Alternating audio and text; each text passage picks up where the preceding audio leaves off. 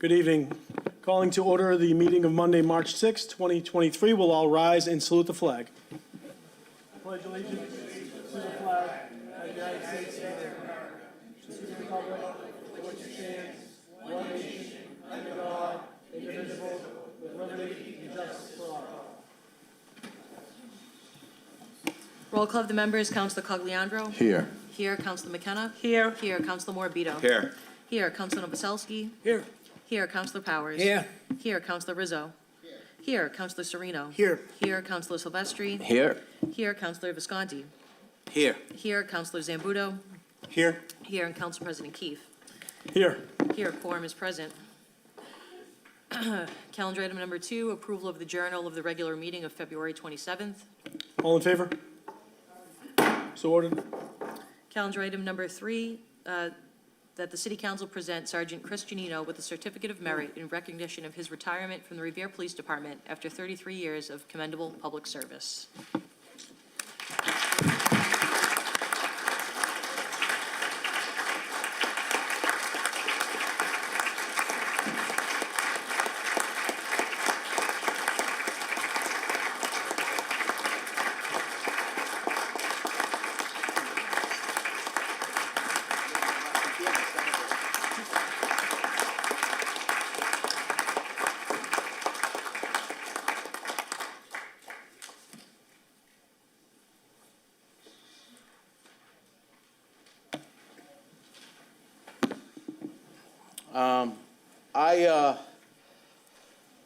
When Sergeant Giannino retired, I saw a picture on social media, which kind of touched me a little bit. And it was him leaving the police station, okay, with a bag in his hand and with a big smile on his face.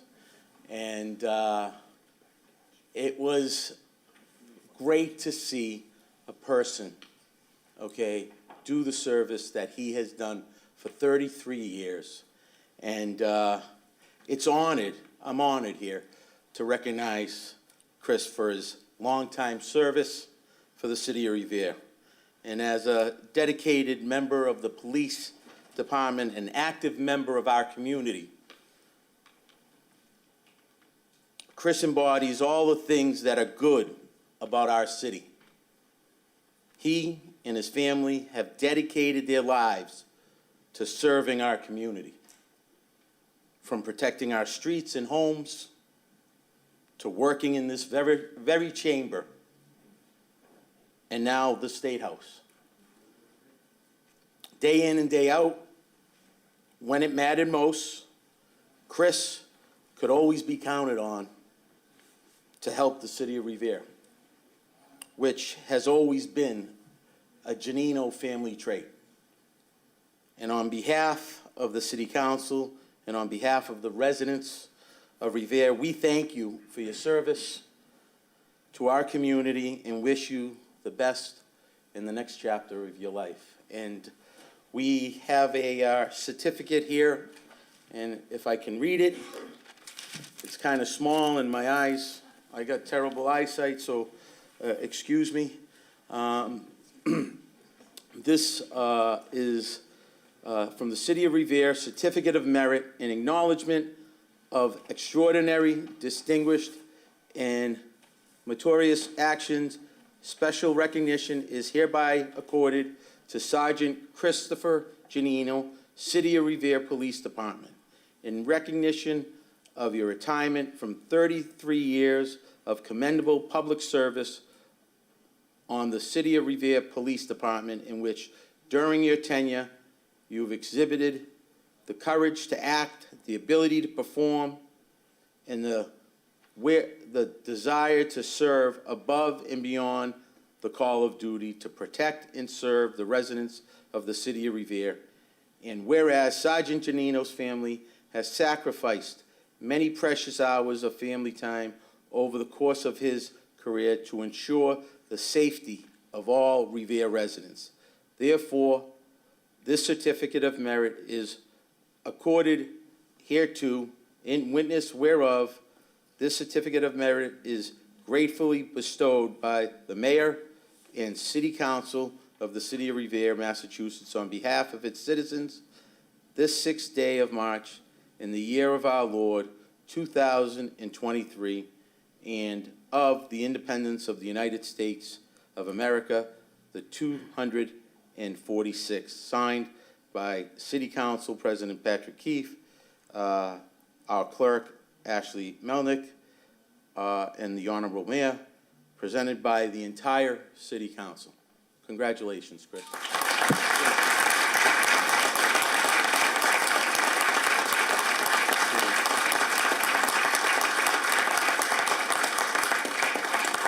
I just want to say, oops, bend down. We have a taller mic. I just want to say thank you. It's been a pleasure serving the city, and it was a pleasure working with all of you over the years. And I'm still going to be around. I'm not gone yet. Thank you, and I'll see you all.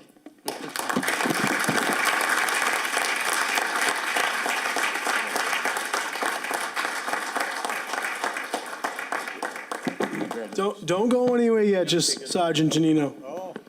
We have our wonderful representative, Janino. I think she's related. She has to come up and she has something to present as well.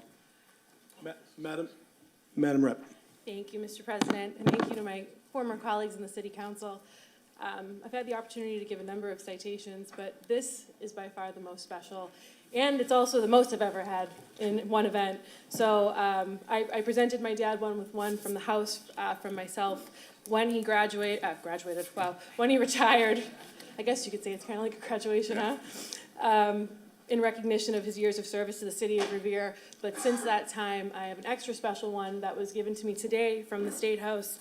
And this is from my boss. This is from Speaker Ron Mariano.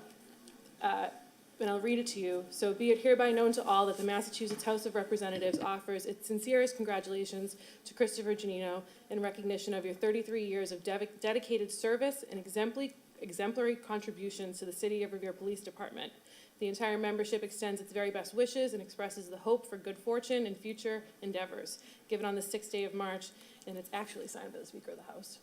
In addition to that, so he's got mine and the Speaker's, Senator Edwards sends her regrets. This is on behalf of the Massachusetts Senate.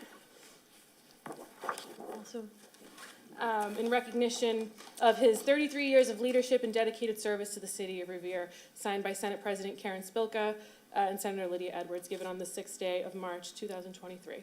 Congratulations, Dad. Can we get a group picture? You're gonna have to stand in the back. No, just joking.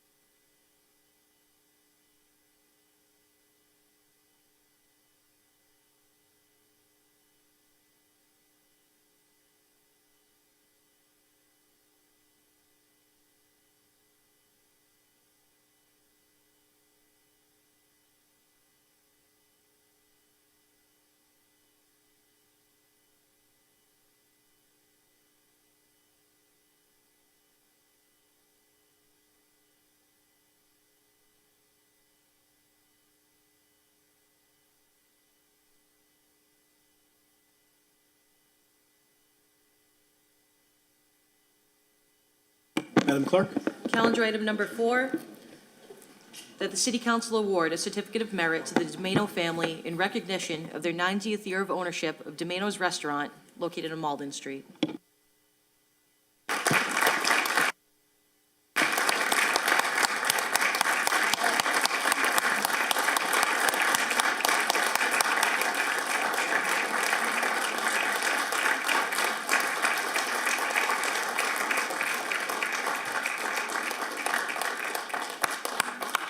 I thought the deal was he was gonna kid you, so. Can you remind me? Yeah, no, I didn't ask for that.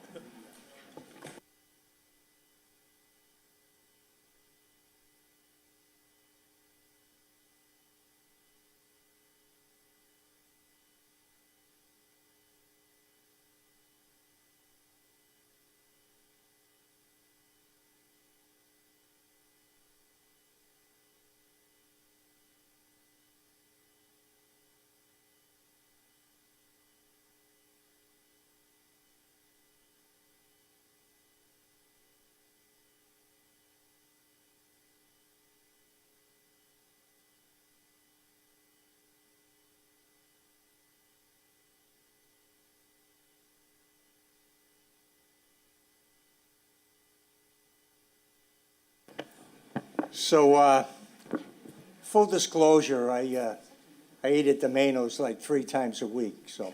4. 4 times? Okay, but bottom line is, they didn't promise me anything for this. I'm not getting any free meals, so just in case anybody was wondering. 5 generations of Domeno's. Unfortunately, a couple of them are no longer with us, but I'm sure most everybody in this room has eaten at Domeno's. The best Italian food anywhere. And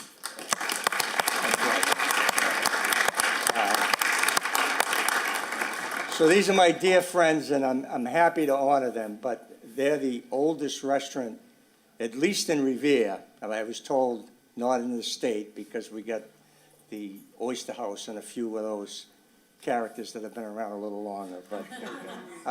But they're one of the oldest restaurants in the state, but they are positively the oldest restaurant in Revere, and in my mind, the best restaurant. So I'll try to read this, and my colleague is right. They make the print very small on this, and for us old timers, it's especially me, it's tough to read. Certificate from the City of Revere, Certificate of Merit in acknowledgement of extraordinary, distinguished, and meritorious actions. Special recognition is hereby given to Domeno's Restaurant. We all know it's at 14 Malden Street, Revere. Established 1933. In recognition of providing its customers with delicious home-style Italian cuisine made with the freshest ingredients for 90 years, 5 generations, a family-owned and operated establishment. In witness whereof, the Certificate of Merit is gratefully bestowed by the Mayor and the City Council of the City of Revere, Massachusetts, on behalf of its citizens, this 6th day of March in the year of our Lord, 2023, in the independence of the United States of America, 246. Ordered on a vote in the Revere City Council, and signed by Council President Patrick Keefe, City Clerk Ashley Melnick, and Mayor Arrigo, and offered by Councilor Zambuto.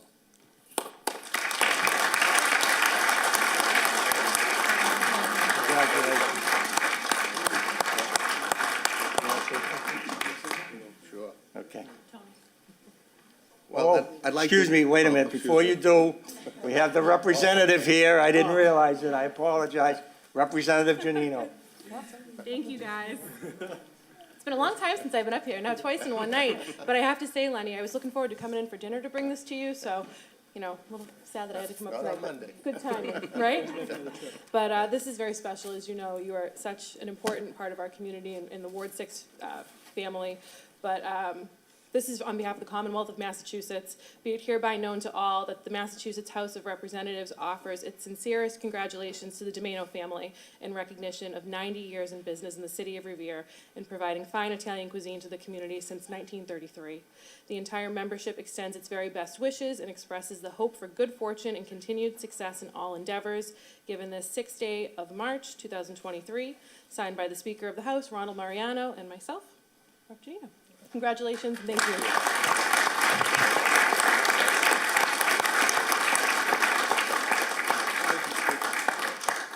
Mike is yours. Okay. Well, I'd like to thank the city council for this honor, and I'm in good company tonight with Sergeant Janino. He's a tough act to follow. But it's been a lot of years that we've been serving Revere, and I'd like to thank everybody for their support. And my family is here. I got the 3rd, 4th, and 5th generation, and my wife Frida, and my son LJ, and his wife Michelle, Michael, and Dante. And just thank you very much. It's a great honor. We're gonna get a couple pictures here. Ash, can you take some pictures? Take your family picture. Okay.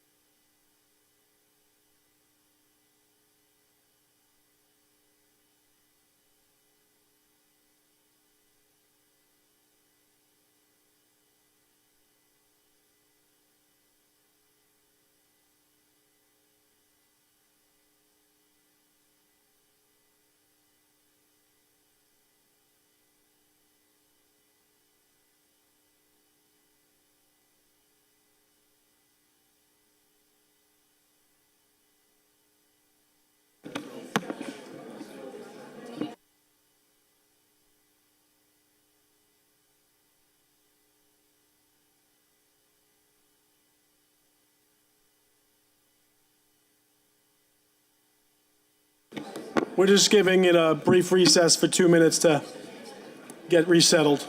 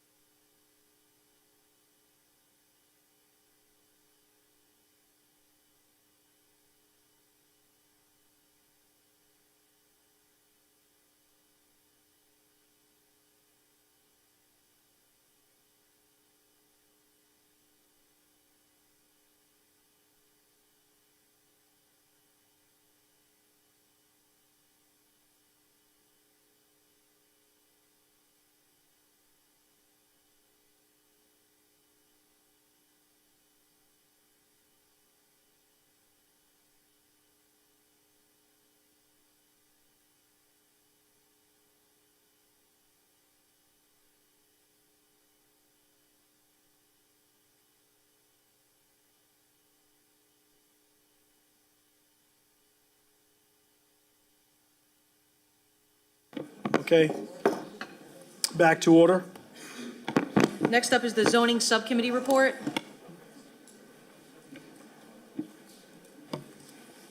Mr. Chairman, Mr. Zambudo? Thank you, Mr. President. We had several, the zoning subcommittee met just before this meeting. We had several items on the agenda. The first one is 22-335. That was withdrawn without prejudice. Next up was Shirley Ave, Shoot. 22336. Shirley Ave LLC, 163 Shirley Ave. That was voted out favorably. Call for a roll call on that. Madam Clerk? Chairman, you would have to take a roll call also on the withdraw without prejudice. Correct. If you So- wanted to go back to that one. Oh, Correct. my apologies. Let's take a roll call on the withdrawal without prejudice. Madam Clerk? Shall the city council allow the petitioner to withdraw his application without prejudice? Counselor Cogliandro? Yes. Yes. Counselor McKenna? Yes. Yes. Counselor Morbido? Yes. Yes. Counselor Novoselsky? Yes. Yes. Counselor Powers? Yes. Yes. Counselor Rizzo? Yes. Yes. Counselor Sereno? Yes. Yes. Counselor Silvestri? Yes. Yes. Counselor Visconti? Yes.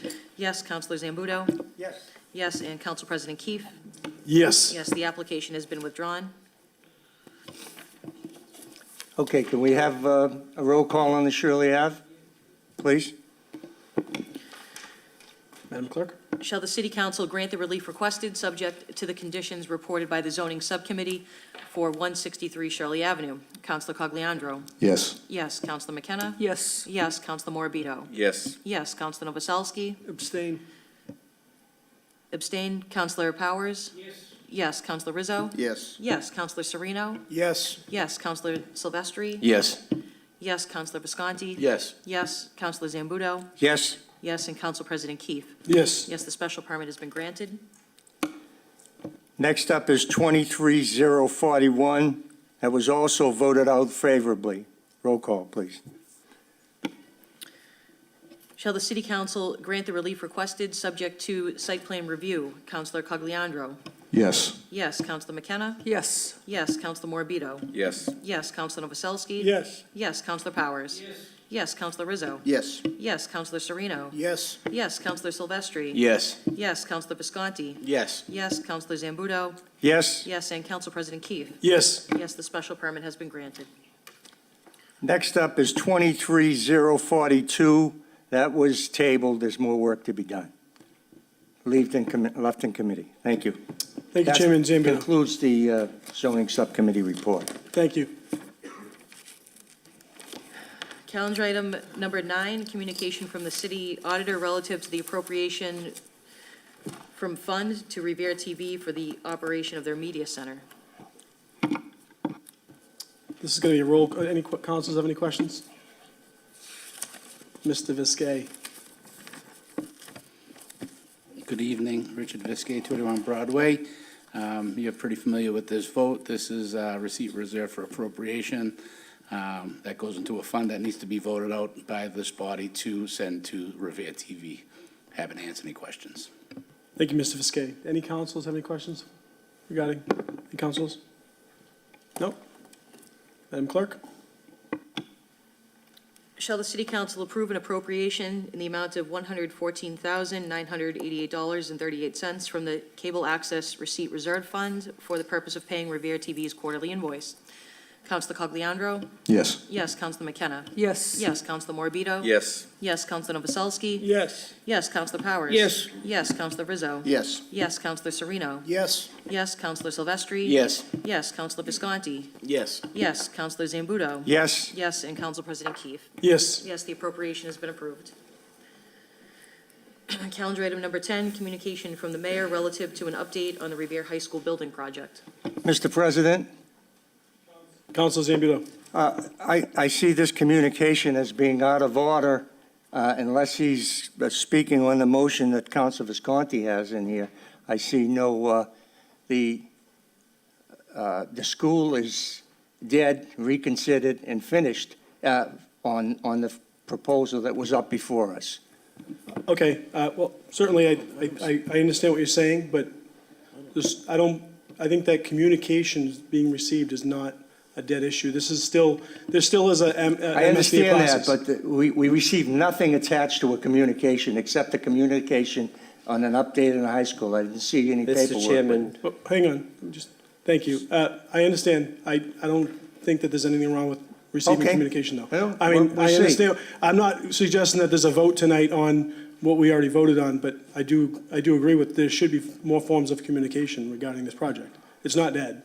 We know Okay. that, and Councilor Visconti tonight has another motion that's regarding the project, so, Correct, so, but Mr. Mayor. point was Mr. that President, we were what was hoping to give the before us last council, week, Hang on. what was before us last week Was voted on, voted correct. down and reconsidered, and it's finished. Correct.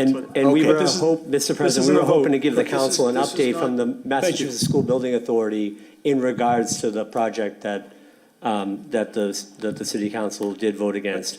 If the council doesn't want to hear an update on a project, that's, I guess, fine, but we do have an update that we had to meet with I the think Mass we School should. Building Authority post our meeting last week, and we were hoping to give the city and the city council an update on that, but I will leave that Mr. up to President. That's fine. to the council to Mr. decide whether or Mr. not that's President. out of order or not. Mr. President. Mayor, Mr. Mayor, Mr. just hang on. President. Mr. Yep, President. we're gonna let him speak. I would. Councilor Visconti. I would like to hear the communication and like to hear the updates regarding the high school. There's nothing. Absolutely. I don't No. know. There's nothing to take a roll call, I guess. Right. Just if there are updates, let's Amen. hear the updates. I Amen. mean, we I have a chamber full of people, so Right. let's hear it. Amen. Let's So- hear it, and I- Mr. Mayor, if you This is would go not, right ahead. this is not out of All- line, all so right. let's just go forward with the updates. Thank you. Thank you. Mr. Dakin. Brian Dakin, Look left at- field, owner's project manager. I was going to deliver an update from the project team. As you all know, at this point, project team was hired to figure out how to get the most cost-effective and educationally appropriate version of this project figured out. And what we heard on the project team last week resoundingly was that Wonderland's off the table. Since then, the project team has been working on both schedules and proposals to put something in front of the building committee, school committee, and this council in the coming weeks to chart a path towards a project at the existing site. Again, as far as I understand it, last Monday took Wonderland off the table. So last Wednesday night, the building committee had a meeting. We met with the building committee. The building committee ultimately approved a motion unanimously to reconsider going back to the existing site. I think ultimately the school committee is going to have to weigh in on that, but the building committee is okay with it. And Thursday was the day that the Mass School Building Authority board meeting had the previous extension request on their agenda to consider. That extension request was granted by MSBA, which officially extends the feasibility study out till after their April board meeting, which the date on it is at some point in June. So between now and then, sooner the better, we do owe the MSBA an update on how the project is moving forward, if the project is moving forward. And that ultimately will need to be captured in a letter to the School Building Authority, and that letter will probably make its way till the April board meeting, at which time they will render their opinion. I'm here to sort of run you through the basics of what that process would look like. I hope it's something that the city and the council can get behind, just as I hope it's something the School Building Authority can get behind. Effectively, what it means is seeking authorization to move forward with repeating both the schematic design portion of the feasibility study and revisiting the part before it where the final option was selected. That part of it's called the Preferred Schematic Report, the PSR. So we'd more or less have to go back sort of 1.5 steps. The first step, repeating the PSR, would take a few months. I'm assuming that we can get this all in order and have contract amendments, et cetera, approved by the beginning of April. So my timing here is queued off of we have consultants working and engaged and under contract to do this by the beginning of April. That first step, revisiting the PSR, would mean revisiting the 3 options that we had when we were considering the existing site, none of which are planned to include eminent domain. The first and most basic option that all MSBA projects must consider during the PSR phase is called a code upgrade. Simply bringing the existing building up to code doesn't necessarily solve issues like overcrowding, et cetera, but it has to be on the table. That's an option that we'll have to look at new schedules, pricing for. There was also an addition renovation option that involved keeping the majority of the field house. As we've talked about before, the MSBA program on athletics doesn't support the kind of square footage that you have in that field house. So there was an option on the table to renovate the portion of the field house, separate the rest of the academic building from it, and build a new academic building out on Aracola Park. And finally, there's the option that I think folks are, where we sort of left off, which was an all-new building on Aracola Park, and then we drop the entirety of the old building. So this would involve, take about 3 to 4 months to repeat that part of the phase, during which we would meet with the council, meet with the school committee, building committee, and ultimately, a preferred option would be selected somewhere out in the June or July timeframe. Again, you'd be seeing updated costs and schedules for all 3 of those options. That decision, selecting from those project options, would then move forward into a schematic design process.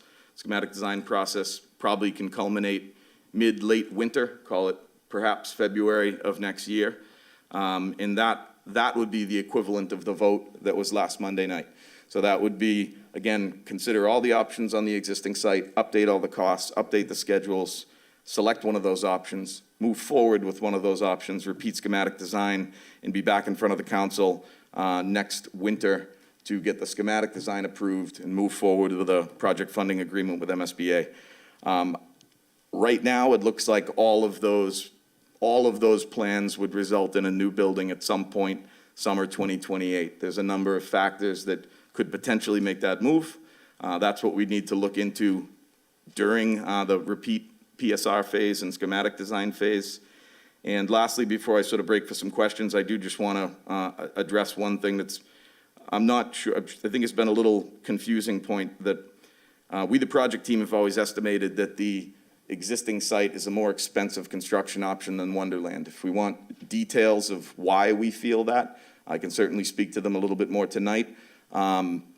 But again, I'm considering Wonderland off the table, so I'm not really looking backwards into comparing things to Wonderland, but there are a number of real nuts and bolts things at that site that just fundamentally aren't included in the Wonderland site that involve utilities, site utilities, culvert, temporary parking, intense phasing, et cetera. So I think it's achievable. I think it can be done. And the job you hired us for was to figure out how to get a school built, and that's what we're trying to do.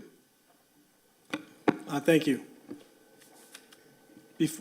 Before I open up to the council, I know that there were some people that had sent letters, lots of letters, but Madam Clerk, do you want to enter those into the record? And did anyone else have anything else did you want to speak?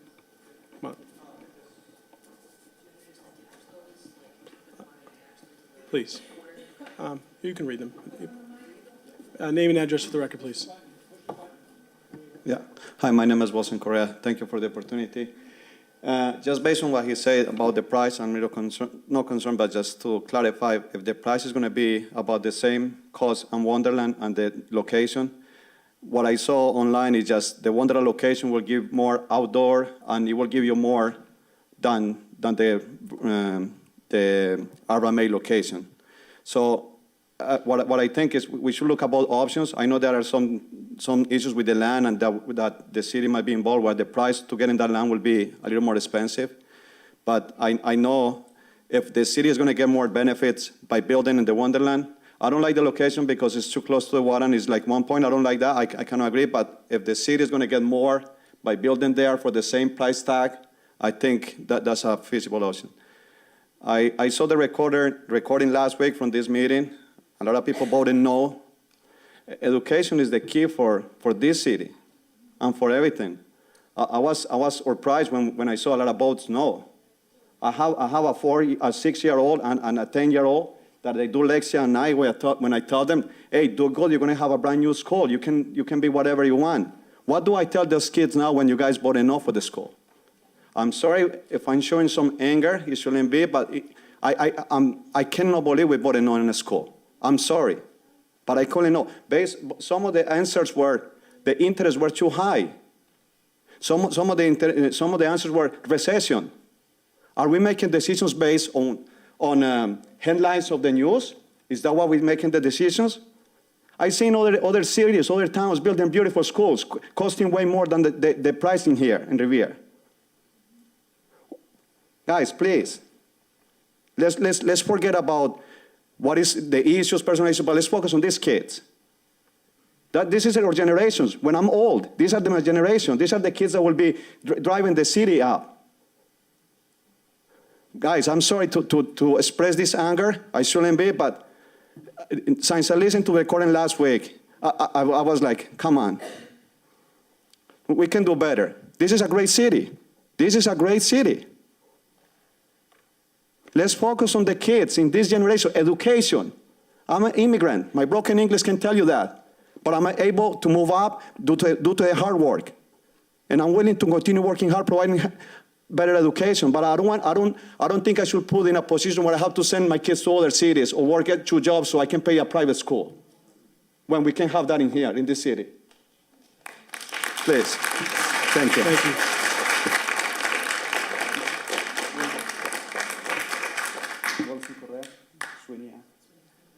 Thank you. If you're going to come up, you can come up and you can stay in line if you'd like, just so we know who wishes to speak. Hi, everyone. Hello, esteemed council. Thank you for allowing me to speak. Sorry. My name is Richie Gallucci. I'm the Assistant Superintendent of Schools. In my 44 years on this earth, I have always had a piece of Revere in my heart and been present in this fine city. Certainly, I spent half my life as a resident. I grew up in this city. I feel like I have personal relationships with almost each and every one of you and probably many people in this room. I grew up in Oak Island. My mom cleans houses. My father was a bus driver. So that's how I grew up. And as a result of having parents that worked around the clock and just going nonstop to make things work, I was very reliant on the school system as a child. I attended school with Counselor Morabito and Counselor Silvestri. I hope I'm not dating us, but we graduated in 1996 and 1997 respectively. And, sorry, Steve. And I remember back then we used to have conversations about how dated the high school felt. Now, maybe that was just us being adolescents, because it was roughly 20-something years old. But certainly it felt that way back then. And I can tell you with certainty, the number one thing that kids always wanted, at least when we were in high school, was some sort of campus feel. To be able to go out for lunch, to socialize, and then to go back for our afternoon classes. And I know that might seem small, but it is huge to children. It is huge to the culture of a school, the culture of a city. I will say that we've talked a lot about guarantees and finances. I would never stand before you and be so bold to tell you how to spend public money, never. I appreciate that very much, and I appreciate that responsibility. I also appreciate how difficult your job is as leaders. Certainly as someone who came into a leadership position in the middle of a pandemic where opinions varied and emotions were high and everybody was just not themselves for 3 years, I can really appreciate how difficult these decisions are. So I do empathize with each and every one of you. What I can give you here is not guarantees, because I don't think there's any such thing in life as a full guarantee, never mind a guarantee for 20 or 30 years down the line. I can give you some assurances in terms of what I have observed and participated in as part of the school system and part of the building committee. What I can assure you is that a high school on Aracola Park will not be as nice or effective for the kids and the families and the city itself. Much of the design that we've worked on for the past 2+, almost 3 years, was specifically designed with purpose. It was designed for our most vulnerable populations, It was designed for teacher collaboration. It was designed in terms of where classes would take place, what the grade levels would be, and what that feel of an effective high school would be all about. I can tell you that it will not alleviate the gridlock that we experience in the heart of the city each and every day on Broadway. And that may seem small, but for some people that's very important. One of the things that I can tell you is that have always felt that the city has always really supported education, and it's quite evident with all of the new schools that have been built in the past 2 decades, with all of the excitement that has been around our school system for beyond 2 decades. I can also tell you in my role that I oversee residency, and I can tell you that a lot of our residency findings often result in children in neighboring towns that have moved out of the city trying to maintain their place in Revere Public Schools, despite the fact that they don't live in the city. And there's a reason for that. Part of it is our children, part of it is our great educators and administrators, and a big part of it has been the relationship of the city and the schools. The campus feel is real. I can tell you with certainty, I think if you called any high school kid up here, they would tell you to be able to go out into a courtyard with friends and not have a humongous vertical building just over, and that being the high school, but to rather have a sprawling building that has a courtyard, that has access to public transportation, that many of our high school kids, much more than when I attended school in 1996, have jobs in Boston and have to use public transit to get there. To be located just across the street from the Blue Line is just invaluable. Without getting into the finances too deeply, I can assure you that more families would lose homes if we did have to build on Agricola Park and exercise eminent domain. I can almost guarantee you, I'll call it an assurance, that each and every conversation about building a new high school always considered finances. And we were fiscally responsible. We never splurged. I couldn't name one facet of the school that was a splurge. I can tell you that we picked certain paint colors that had a beach theme. I can tell you that we picked certain windows that had a bluish hue to them. If that's splurging, then fine. But I can tell you that we always came back to, let's be fiscally responsible when we're designing this school. I can tell you in terms of fiscal responsibility that if we do build on the existing site, we will have a subsequent middle school project on the near horizon.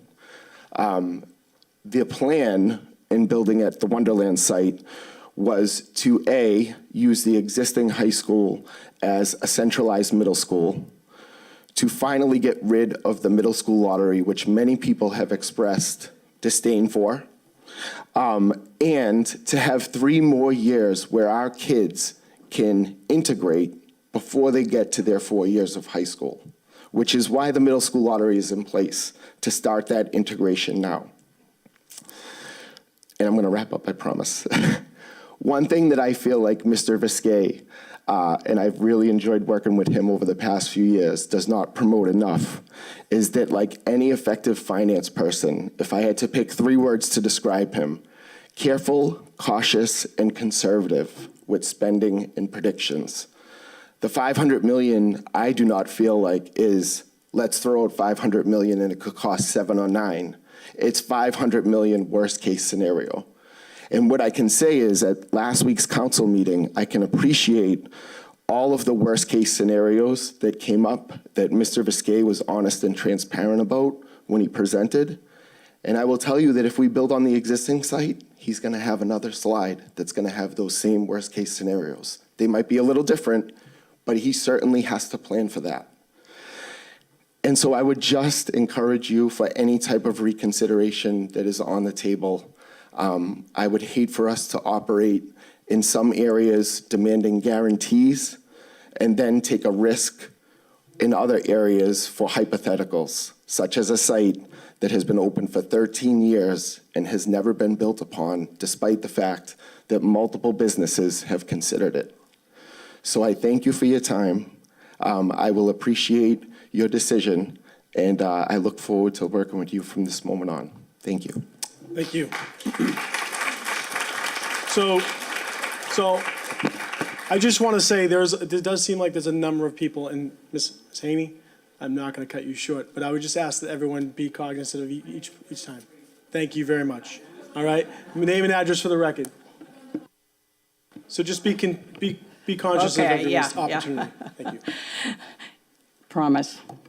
As most of you know, I was a teacher, then a dean at Revere High School for 30 years. So when the words "a new Revere High School" are spoken, my ears are perked up. I was thrilled when in January of 22nd, the council voted unanimously to build a new Revere High School at Wonderland and took the land by eminent domain. But now I read in the paper that there are questions about the cost and the location. I must say that I am confused. Weren't these issues already discussed and resolved? So I ask you why? What has changed? The facts in this issue hasn't changed. The bottom line is, number one, Revere desperately needs a new high school, as it did in 2003 when I retired 20 years ago. The abandoned Wonderland dog track has been used as a huge parking lot since August 18th of 2010, and as far as I know, no one has bought it yet. The cost is not out of line for this school, is not out of line in today's world, as I determined by speaking to a builder of schools in Massachusetts. Think of the price of eggs, think of the price of gas. Without a new Revere High School or the plans to build one, Revere would lose its accreditation and its students would pay the price when applying to college. Without an accredited high school, Revere's property values would go down drastically. In this technological society, Revere High students will fall far behind other students. I ask the members of this council to seriously reconsider their vote and vote to give Revere what it desperately needs, a new Revere High School. Thank you. Name and address for the record. Good evening, councilors. My name is Viviana Catano, and I reside in Mountain Avenue. I'm here to talk to you very briefly as a parent, as a resident, as a taxpayer. My children are in 8th and 8th grade and junior year. So when I heard about the plans for a new high school, I thought, well, my kids will be gone by then, right? And I just assume as a taxpayer, this is a good thing. I want my city to have a top-of-the-line school, whether my kids attend or not, because I don't think just about my kids. I think about the generation of little kids that are growing up in the city. What got me here today is that I am very, very concerned to learn that if we don't build a new high school, Revere High School will lose accreditation. And that's a real concern for me as a parent of an 8th grader. I cannot afford at this time private school. I'm already hearing from parents who are scrambling. What are we gonna do? What are we gonna do if this building process doesn't go through and our high school loses accreditation? And my children have been working so hard over the years to get good grades, to plan to go into college. And how are we gonna take this away from them if they graduate with a Revere High School diploma with no accreditation? That doesn't feel fair to them. So I like the idea of the Wonderland Park. I'm just learning about this, so I heard that that was the least expensive option than putting it in the current site, which I heard it actually costs more. So I do support the Wonderland option if it's feasible, but if it's not, ultimately, I plead with you as a parent. I'm willing to pay more as a resident, a taxpayer, but I need you guys to promise that we cannot risk the high school's accreditation. I cannot have my child graduate from Revere High School, no accreditation. It cannot be. So I beg you on behalf of parents, please make sure that there's a plan, that this doesn't get dropped, and somebody else can also talk about the timeline about why it matters. Just very quickly speaking to Carol Ty this morning, she was explaining to me that the last accreditation, the board in charge of this was told, if you don't get a new high school, you're not gonna get accreditation. So it doesn't matter, we need a high school. Please, please give the residents, the children, the students, the parents in the city a high school. I beg you, thank you. Thank you. Good evening, councilors. My name is Maya Marino, and although I cannot give you a very fancy speech, I can give you some point of view. Before you keep going, just your address for the record, please. Oh, yes. Also with my mother on Mountain Ave. I am currently a junior at RHS, and I would also agree that many new facilities are needed. We know this, and this is why the motions to build the new school have been put into place. The roofs leak every time it rains. There was recently the gas break incident. I think it was the water break, sorry. And there have been rodents. The roof of the field house is falling apart, among countless other things that have been addressed, kind of, but never fully addressed. So a new school is very much needed.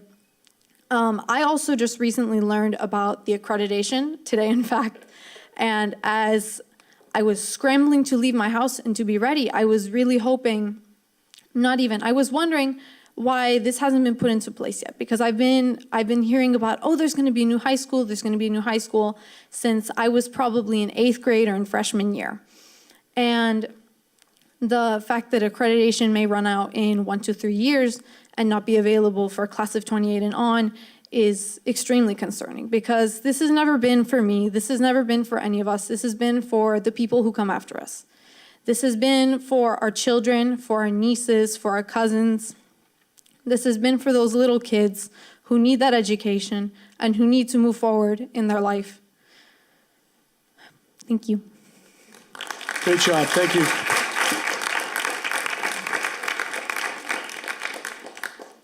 Good evening, City Council. I'm Antonio DeChico Klein. I reside at 42 Thornton Street. I'm a former Revere High School graduate. I graduated in 2020. I currently serve in the National Guard, and I'd like to think that that decision that I made was a product of the education that I got here in Revere. The problem is, Revere is a high school that I entered while the infrastructure in that school was already degraded, and it did not get any better when I had left. As just mentioned previously, we've had leaks on the roof. I see wires hanging through the ceiling. The ceiling in the field house has collapsed many times. I've been in the school during many different gas leaks at certain extents, and it's been a pretty bad issue. I just feel like it's a disservice to a lot of our students now and a lot of our future students that are going to be going into the high school, that they won't be getting an accreditation if this doesn't go through, and that a lot of these kids won't have a safe and healthy place to receive an education. I had the pleasure of accompanying the Revere High School Patriot Battalion, the ROTC program, on their drill competition to Lenape High School, and the difference between the current Revere High School and Lenape High School in New Jersey is night and day. Between multiple field houses, multiple cafeterias, and a sprawling campus-like feel, as mentioned previously, I couldn't help but go around the high school wondering if this is something that the city was going to miss out on, and how this would be a benefit to the children of this city. I heard about this school being built during my junior year of high school, and I knew that I was not going to be around to enjoy that high school, but I knew that there would be future generations of the city that would. And again, I won't speak on finances because I don't know the full context behind it, and I won't speak on something I don't understand fully. But I will say that the benefit that this city will have is future generations of kids who come back to this city to sit in these seats and help improve the city as you are trying to do right now. I genuinely believe that a new high school is necessary. It is the right thing to do. It is the responsibility of the city council to provide beneficial beneficial resources to this city and to protect and to provide for its people. And I feel that not providing this high school would be a disservice to the students and to the potential future of this city. A lot of people flock to this city just for the education because it is so much better than what is provided in surrounding areas. And I feel like to keep that up, we would need to provide a new beacon of education in this city to bring more people over to gain an education here and to provide us with future generations that will be able to push this city forward and not backwards. I thank you for your time. Thank you. Name and address for the record, please. Thank you, Mr. President. Robert Mara, 229 Rice Avenue. I am a lifelong resident of the city. I'm a property owner in this city, and I have no children in the school system. I speak as a product of the Revere Public Schools. I speak as the son of a man who taught at the old Revere High School for 40 years. As a taxpayer, I want to say that I commend the city councilors who have adopted an overriding concern about the fiscal aspects of a new Revere High School. Some are horrified by the potential cost of the school, and that has dictated their action. But it's horrifying only in the context of narrow and limited vision. If this was an issue of whether to build a school or to not build a school, that would be a different equation. But you are going to build a school. You know that you're going to build a school. You all support building a school. So it's not a question of whether or not you're going to build it. That's off the table. I'm afraid you delude yourselves if you think that the cost of a new high school will ever be lower than it is right now at Wonderland.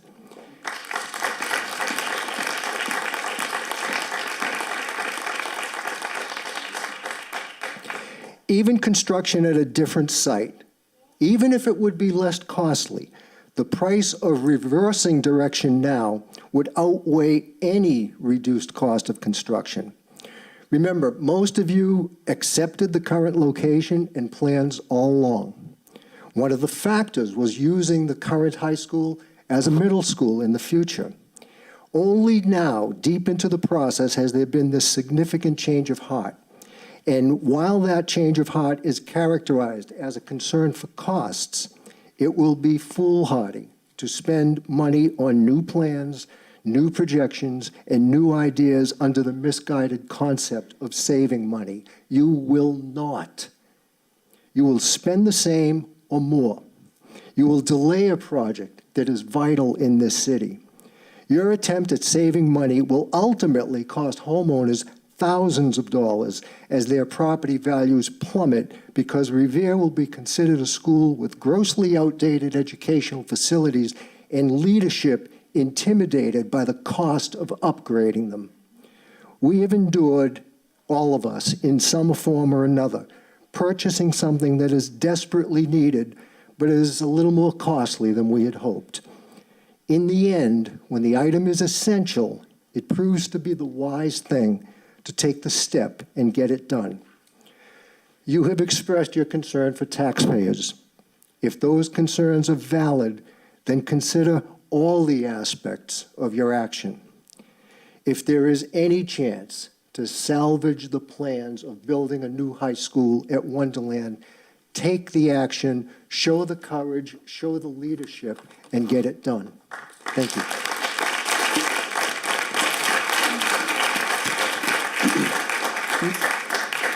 Name and address for the record, please. I'm Leslie Klein DeChico, 42 Thornton Street.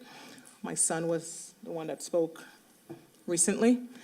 I'm here as a parent of a former student right now at the Revere High School, a junior, and I'm also here as a Revere Public School worker.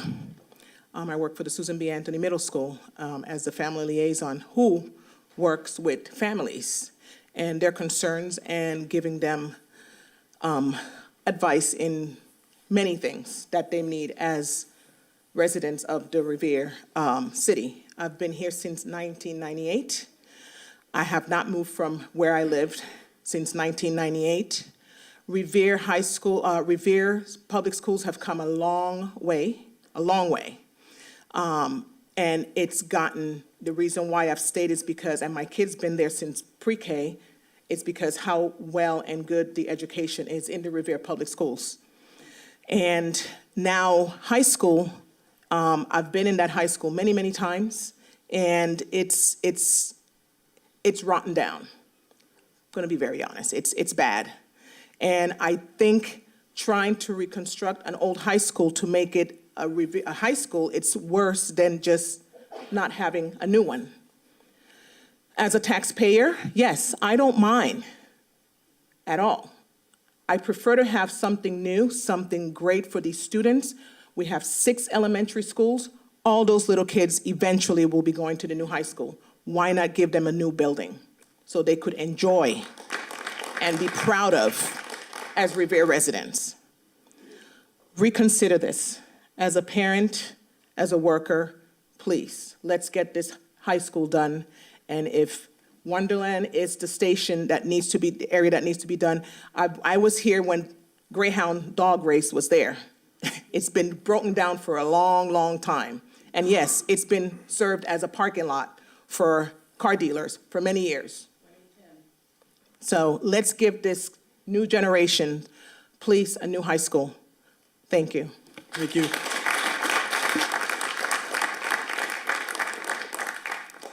Good evening, I'm Kathleen Heiser, 51 Endicott Avenue. And I wasn't planning on speaking until I got in the car to come here tonight, and then I felt very moved to do so. And individually, I respect you all, but I'm not happy with the decision. And the reason I'm coming forward today is because my whole career as a teacher was right at the Garfield School here in Revere. And when I started, we were an underperforming school. Actually, Revere was an underperforming district. And with the hard work of the teachers and the faculty, the students and parents, it was brought up and we became the best urban school district in the country. And let me tell you, I was very proud to be able to say, I work for the best urban schools district in the country. And what I saw over the years, those children that I taught were so special. My first year teaching, I had 25 kids in my class, 12 of which didn't speak English, nor did they speak the language of their other 11 in the class. No one spoke anything. The only thing that spoke was smiles and love. And when they graduated from first grade, they could speak English, and they were wonderful. And their parents were wonderful. As I met with them very individually and had conferences with them, it was a pleasure to be a teacher. I always loved it. It's my best thing I ever did in my life. And as our counselor McKenna knows, because she worked so hard also with these kids that were struggling, we put those kids' futures ahead of everything else. That's what we cared about. That's what we wanted for these kids. We wanted them to have the even break other kids in rich communities have. What a difference a campus would make. When I go into other wealthier communities and I go by private schools, I see the students, and I'll try to be quick, Patrick, I see the students walking quite proudly on that campus. They're dressed nicely, they stand taller, they just feel good about themselves. And I wish that for our students as well. I really wish that for our students. They deserve it. They're good. Their parents are good. They're working really hard. And the thing is, it makes so much sense to have that middle school be in that building so that they can get to know each other. Because when they don't get to know each other, then they're this kid against this kid. We don't want that. As somebody very wise said to me this week, you know, you can't be a melting pot if you can't stir. And that's really true. And that's why I'm here. It's not because I'm angry with anybody. I'm disappointed. It's not a political thing. It's the right thing. And I beg you to think again. Thank you. Miss Haney, you also need a good pot.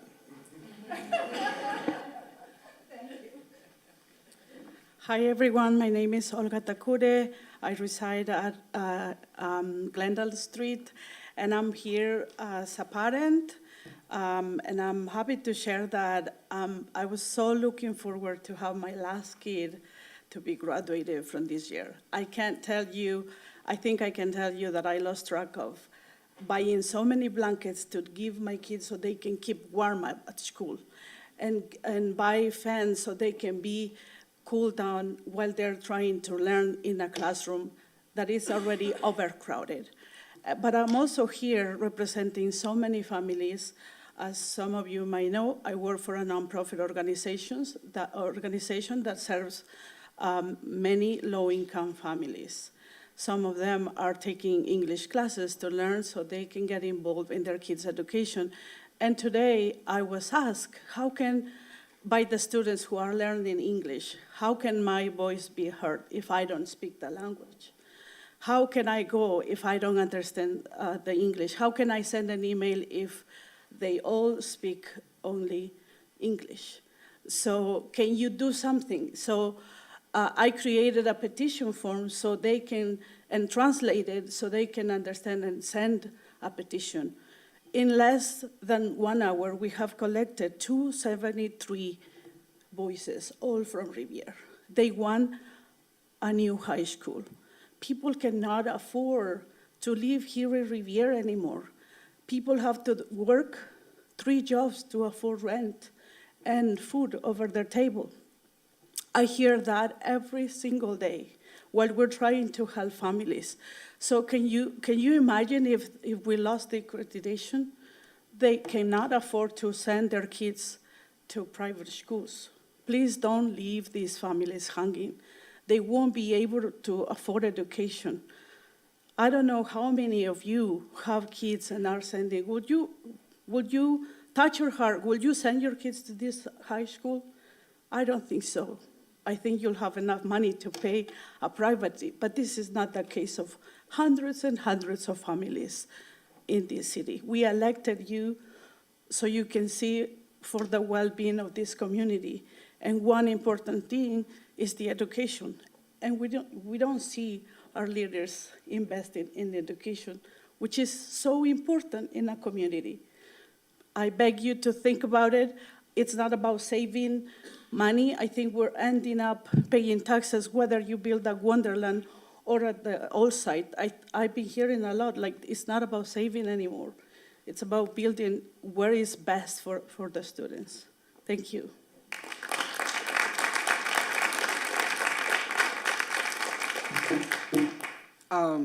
My name is Matthew Terrell. I'm a junior at Revere High School, and I reside at Crescent Ave in Beachmont. Sorry if I'm a bit unorganized today. I had to run here from work when I just heard about it. A lot of what I wanted to say was said by all the other people that were here, all the signs that are in the audience right now. But really, the only thing that hasn't been said that I really want to mention is the fact that over this whole course, there's been such a lack of communication between the city and the students. I've never once been sent out a survey asked to talk about any of this, whether we want this, whether we don't want this, where we want it, or where we don't want it. And I just urge you, because I'm never going to see this school, and I just hope maybe my younger brother in 7th grade might, and I just hope that no matter whether we go forward with Wonderland or if we go at the existing site, that the next round of questions will be directed towards not only among all of you, but also to the students, the teachers, and the parents. Thank you.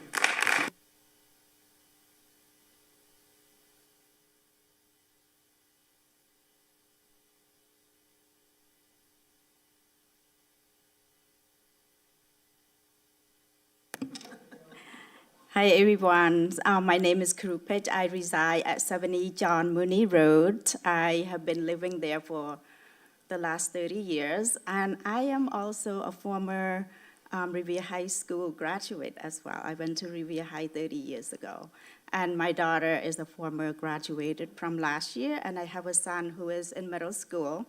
So I'm here today. I would like to invite all of you to listen from the heart.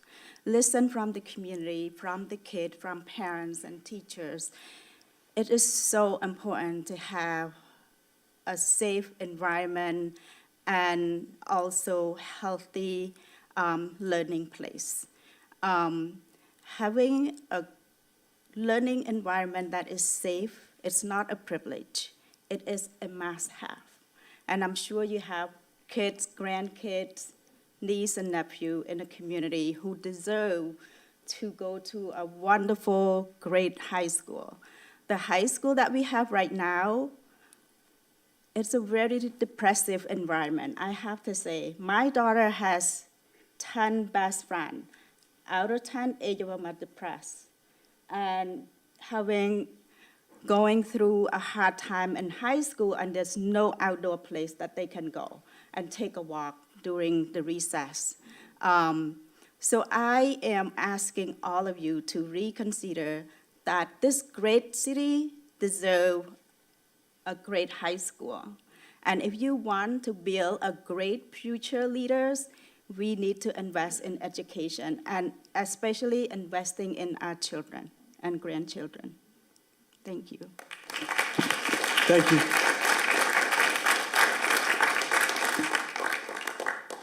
Hi, my name is Tony Portillo, 57 Aurelia Silvia Drive in Revere. So I'm here as a resident, as a parent. I have a 10-year-old who's moving to middle school next year, and then, of course, he's going to move to high school.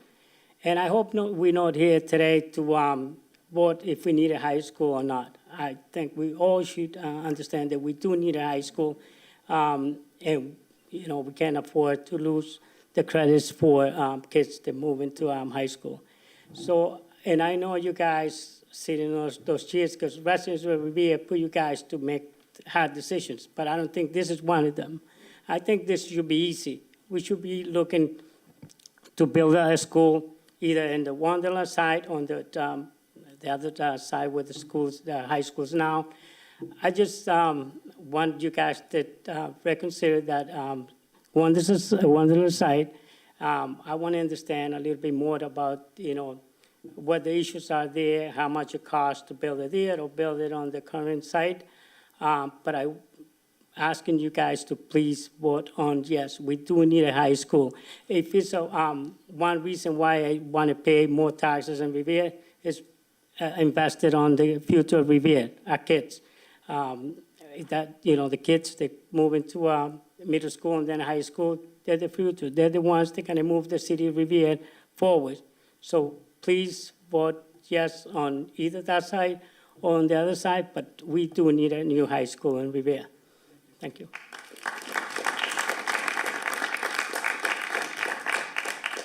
Good evening. My name is Nancy Martell, 50 Library Street.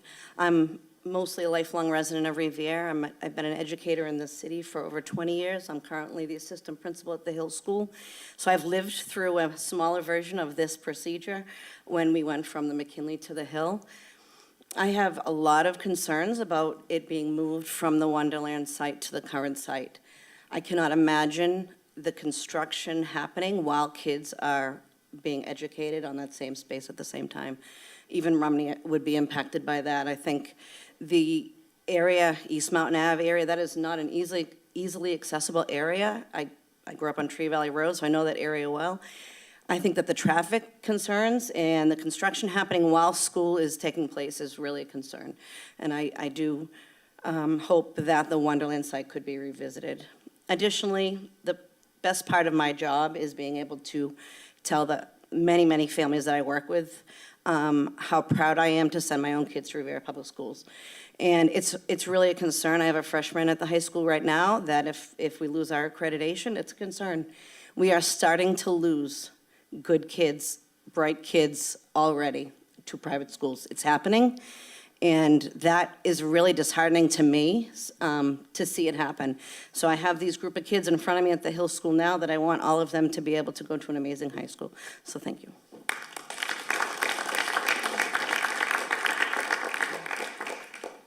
Rachel Shanley, 167 Fenley Street. Good evening. I am here for so many reasons.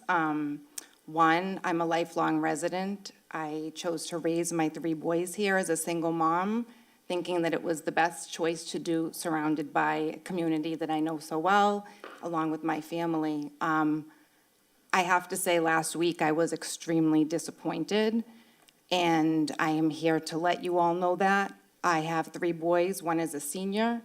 My middle son is a freshman at the high school, and my youngest attends Rumney Marsh Academy. If the high school loses accreditation, do I look private school? I have always been an advocate of public school, especially in this city. I've been an educator in the city since 1996. I taught at many of the schools. I am currently the assistant principal over at the Whalen Elementary School. I will say, some of the old schools in the city, the teachers work magic. My oldest is a senior, and it is pure magic what is done. So, thank you for your time.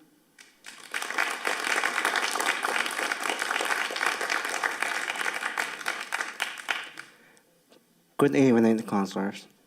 I'm Christian Mahano. I'm a resident for 51 Sagamore Street. I completely understand everyone wants a new high school. We have here the residents from Revere. We also have here the students from Revere High School. So I'm begging you, this is the time to make a decision, to say yes. Si se puede, okay? We can do this all together. And I think this is what we have here. You can see it, our residents, our sign, our students, the future from Revere. Don't wait more. Let's do it together and let's vote yes. Thank you. How you doing? My name is Armando Aguilar, Mountain Avenue. There's a quote that says, justice delayed is justice denied. The same way that just delaying this, kicking it further down the road is not helping our kids. Our kids need action now. And like Bill Belichick said, just do your job. Let's get this done, guys. Thank you.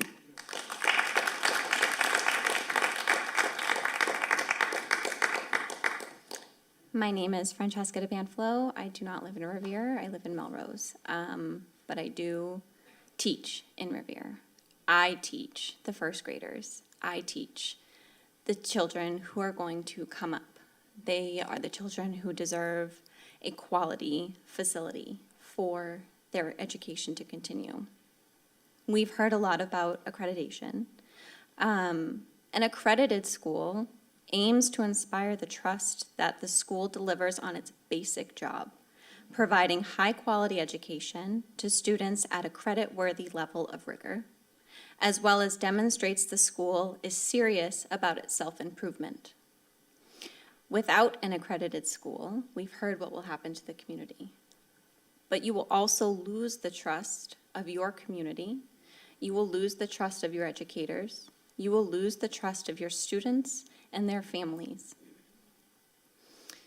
All of those beautiful luxury high-rises on the beach, you have invited young professionals into your town, into your city, to live here, to grow, to have their own families, to have their own young children. You want them to stay here. You want them to send their kids to your school. You want them to know that their children are being provided a quality education at an accredited high school, at a facility where they feel safe, where they feel comfortable, where they have friends, where they know that they are welcome.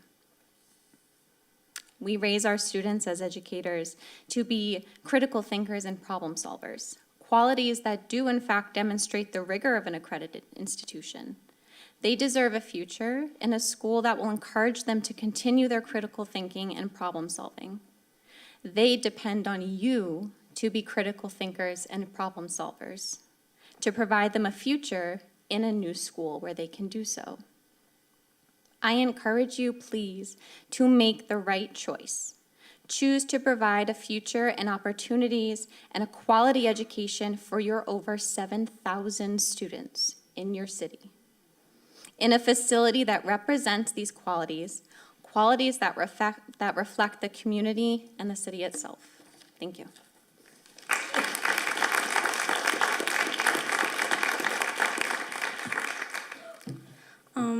My name is Carla Leo Robles. I live on 46 Dedham Street in Revere, Massachusetts.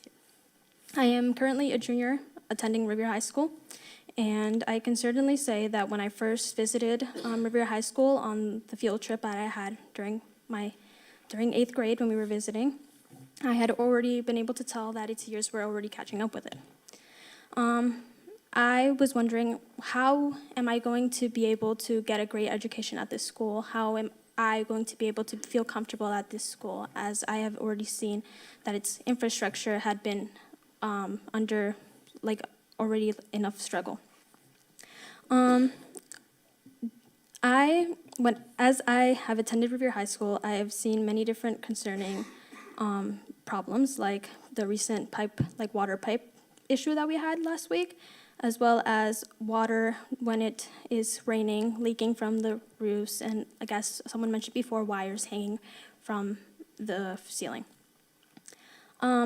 I play multiple sports and am involved in the JROTC program at Revere High School, and I can definitely say that when I visit other schools, I see this and I'm like, wow, I would like to have something like this at my school. I would like to attend a school that had a huge gym, or a school that had a big field for me to play soccer in, or a tennis court for me to be able to play tennis with my friends when I need to, not to be able to go all the way far away to a place where I do not have transportation access to. I have already been through something similar like this since I attended McKinley School when I first came here to Revere. It reminded me of the heat that I experienced at that school. It was horrible. I was fortunate enough to be in an area where it had some air conditioning. I don't know if any of you know the little area that they had specifically for 5th graders and one third grade class. I was that 3rd grade class where 3rd grade teachers would come in randomly and sit with us in the nice cold AC to help other students cool down.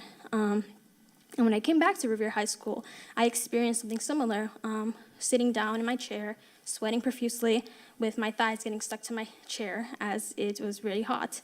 And I would always wonder, as the talk about the new school that had been already underway, I was thinking of, wow, I would love to have nice AC and just some hot air when it's cold here in the winter as well, as I am right now.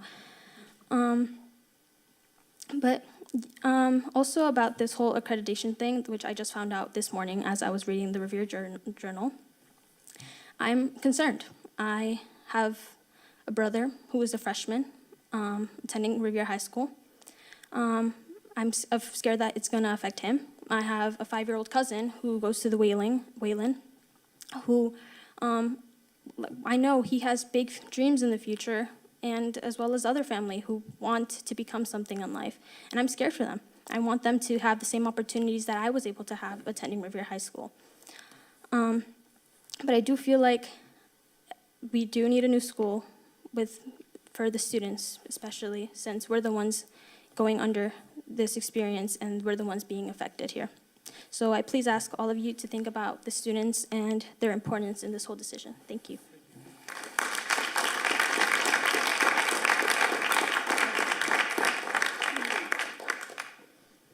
Hi, my name is Michelle Irvin. I am a current teacher at the high school. Last week I was here representing the Revere Teachers Association. I'm the co-president. My other co-president is over here, Jane Chapin. But I'm not, of course, I can't take my hat off, my union hat off all the time. It'll always be there. But I'm not here with a prepared statement representing RTA. I'm here as a teacher. And we all know that we need a new high school. I think that's given. We all know we need that. But there's one thing that hasn't been said. And it's something when I left last week, I was like, oh, I wish I would have said that. Now I have my chance. Is educators. You can be accredited, you can have a beautiful school, but if you don't have educators to teach in that school, then you don't have anything. You all want your children to be educated. You want your children, education is everything. We all, of course I'm an educator. Education is my passion, but we all want our children to be educated. That is a society needs to be educated. If you don't have, you all are educated. That's how you got here. That's how I got here. That's how all these people got here, is from education.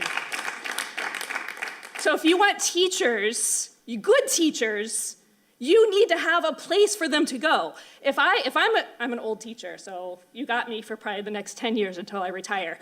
But if you want these new teachers, you have Revere with 35 kids in a classroom with water coming down the ceilings when it rains, rats and mice all over the place. You have all of this going on in the high school. That's in Revere, and I can make, whatever, $40,000, $50,000, whatever it is. And then I can go to Everett, who also has an older school, but it's much nicer than Revere. And I'm a young teacher. I can choose wherever I want to go, and especially now, I can choose wherever I want to go because you need teachers. You need teachers, and I'm going to choose wherever I want to go.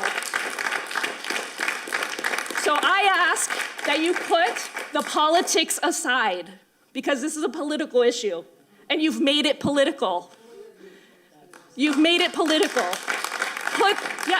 You already voted on a place. Put the politics aside, and please put the politics aside and think about the education of your children.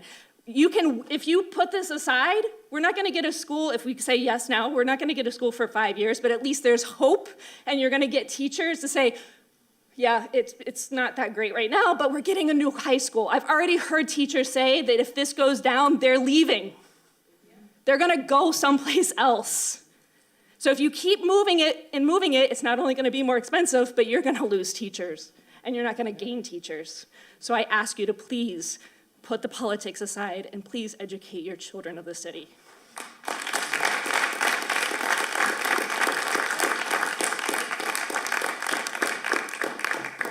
John Kingston, 140 Winthrop Ave. I'm a current member of the school committee. All I would ask you to do, I was disappointed with Wonderland as well, but I have a great respect for all of you, and you're entitled to your vote, and I would never say that you weren't. You were elected by the people, and you did what you thought was best. That's not my issue. My issue is let's have a little faith in Mr. Viscay's projections.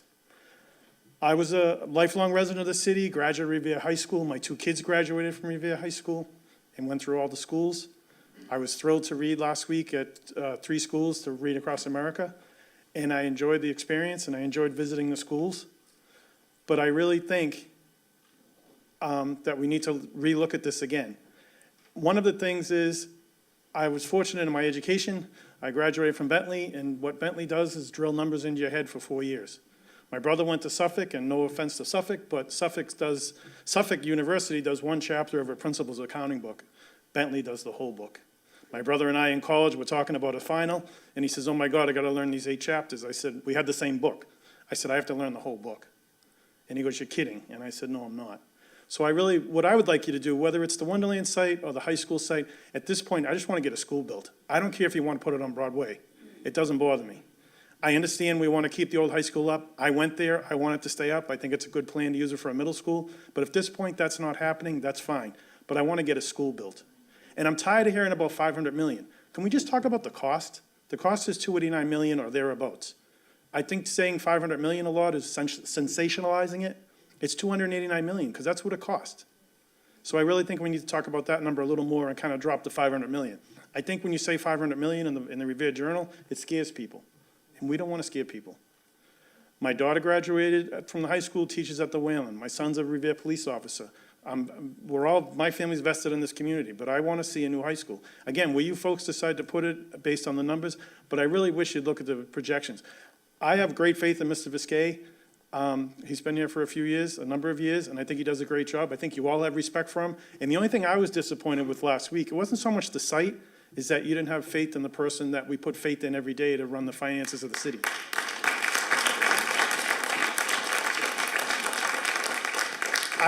I realize it's a projection, but no one can predict tomorrow. If we could, we'd all be probably sitting in a nice warmer climate than here. But I have faith in him and his team. I know they're good people. I've worked in this building for 20 years. I know most of them. And I think if they give you some reasonable numbers, that they are reasonable. And I really think that's what has to be really discussed. We can talk about sites, Wonderland's better, not better. I work for St. Jean's Credit Union. I'm right across the street. I look at the site every day, and I say, gee, it'd be nice if there's a high school there. But at this point, I just want a high school somewhere. And like I said, put it on Broadway for all I care. Just let's get it built, because the kids do deserve it. Thank you.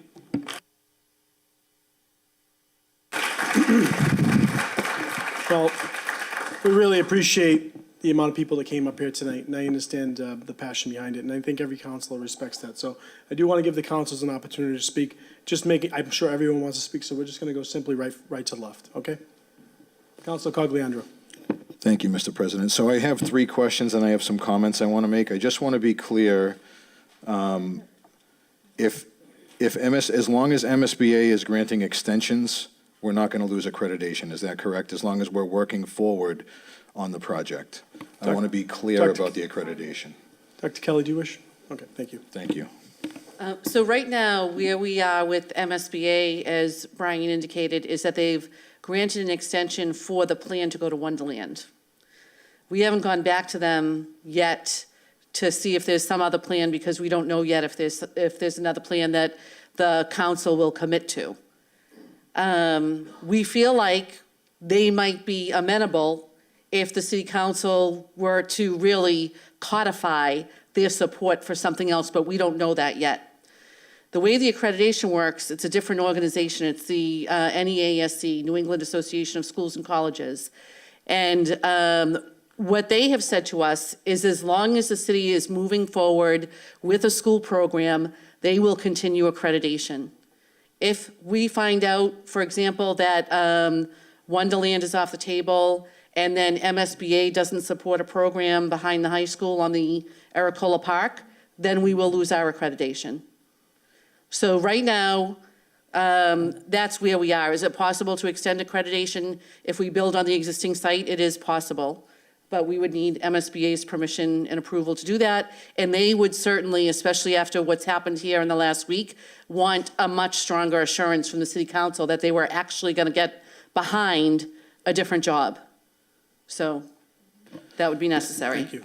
And 2 more Thank you. questions, right? Thank you, Dr. Kelly. Just maybe you can answer this. I'm sorry. So is Wonderland off the table now? I don't know. I feel like that's Okay, up to the council. because we did not vote to turn down the site last week. So Okay. schematic design was. We voted on schematic design. Okay. Not to turn down Wonderland, because I'm just going to skip to what I want to say. I want to speak for myself. Dr. Kelly, thank you for answering my Okay. questions. I appreciate it. Thank you. So I'm speaking for me. Okay, I have a 7 and a 10-year-old that will see this high school. And I've been a teacher. I've taught martial arts for 28 years. I've gone to school here. We needed a new high school back when I was there. I think Mr. Galucci said he went to school with you guys. I'm a little younger, but late 90s. We needed a new school then. So I want to just, I wanted to clear that up. I worked as an enrichment teacher in the McKinley and Hill schools. I worked as a substitute teacher in Garfield and high schools. I understand how badly we need a high school. And my vote last week was not to say that we don't want a high school. And I think I can speak for everybody, when anyone who voted no, that said no. There has been so much misinformation. Voting no last week was not to kill this project. It was not to say that we don't care about education. That is ridiculous. That we don't care about children, even more ridiculous. It's been stated that we pretend to serve the people of this community. Absolutely unacceptable to say that. This is not political, ma'am. Not from me. I'm not speaking for anyone but me. This is not a faith issue in the CFO. I trust that. I just want to get numbers sooner than 5 minutes before the meeting when we're supposed to vote on it. Because we did not understand properly how we were going to pay for this high school. We didn't. And we need to do better together to get a high school built. I don't care where we build this. I am not against Wonderland. I'm not against Revere High School. Mr. Kingston, let's pick a spot on Broadway. I don't care, okay? But it was stated that we can do better. Someone said, do your job. I promise you, that was the most difficult decision I'll ever make as a city councilor. I am doing my job, okay? And this is all about financial responsibility for us. We are in charge of that. And I'm sorry that we didn't agree. I'm sorry that we didn't agree last week, but we can all work together and make this better for everybody. Please stop saying the city council does not want to build a high school. That is not true. And lastly, so I just want to state, let's work together. I want a building. I'll do whatever it takes, okay? But it has to make sense financially. I can't put people that are homeowners and business owners and people, that that pay taxes here. I can't put them at stake unless we know exactly what we're getting into. And that's our responsibility. And there's one other thing that I want to talk about. This is a little off topic, but I was witness to 3 threats to my colleague here on my left. And it is unacceptable. And that behavior needs to absolutely 1,000% stop. And I'm not going to mention names, and I'm not going to mention when and where. You know who you are. Cut the crap. Let's work together. Let's get a new school. Let's do it. Thank you. Councilor McKenna. Thank you, Mr. President. So I don't know if all of you know that I was a teacher for 33 years, and I worked in the high school and lived it every single day. I lived being up on the 3rd floor with no air conditioning, and I had 44 kids in a classroom in my calligraphy class who had to sit in my desk, and we sweat. I mean, everybody was soaking wet, and my windows leaked. We had mice. I lived it. I lived it. For those of you who said we don't want a new high school, it's bull. We do want a new high school. But what happened was, first of all, I think that if there was 2.5 years, and it's my fault too for not, I'll be the first one to say it, not attending those building meetings. But those, we should have gotten at least synopsis, some sort of representation to come up here once a month and tell us what was going on during these meetings for 2.5 years. For the last month, we got projections that it was $120 million less, and then the next week it was $120 million more. All right? Eminent domain worries me. It worries me. Because, yes, we gave the Wonderland owner $30 million. But what if it's, he's going to court. So what if it's $100 million? I wear 2 hats. My hat last week was for, as an elected official, to not burden the people in case we can't afford this high school. And no, it was not political. I sat there and agonized over this for 1 month, and I did call people, and people did not call me back because of some reason, an error or whatever.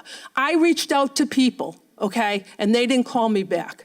I agonized over this because I have been a teacher. I have 40 years of service in this city. I've grown up here. I live in the same house. I'm invested in the city. You don't think I don't want a new high school? Okay, so I'm not talking to you. I'm just talking to someone who, well, I'm looking at you. But didn't you say it was political? It wasn't political. Not for me, it wasn't political. It was very, very hot. I chose my decision with a lot of heart. And it wasn't good for the city. And if we can make it work, then so be it. So be it. But the financial situation, one week it was this, the next week it was this, the next week it was this. There was no concrete financial conclusion. Every week it was different. And we asked to cut, we asked to downscale, and guess what? No.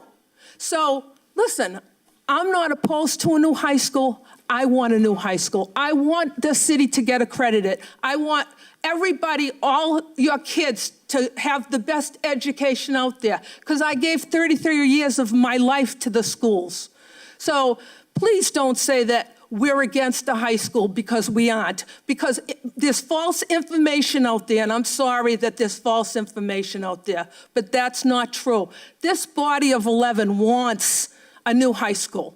Where? Who knows? But we want it. So please don't. You have false information. If you think that we don't want it, it's not true. Thank you. Thank you. Councilor Morbido.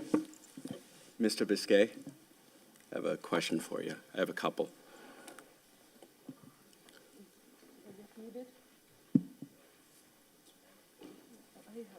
So first, I want to thank you for all you do, because I think each and every one of us have faith in your job and your ability to forecast projections.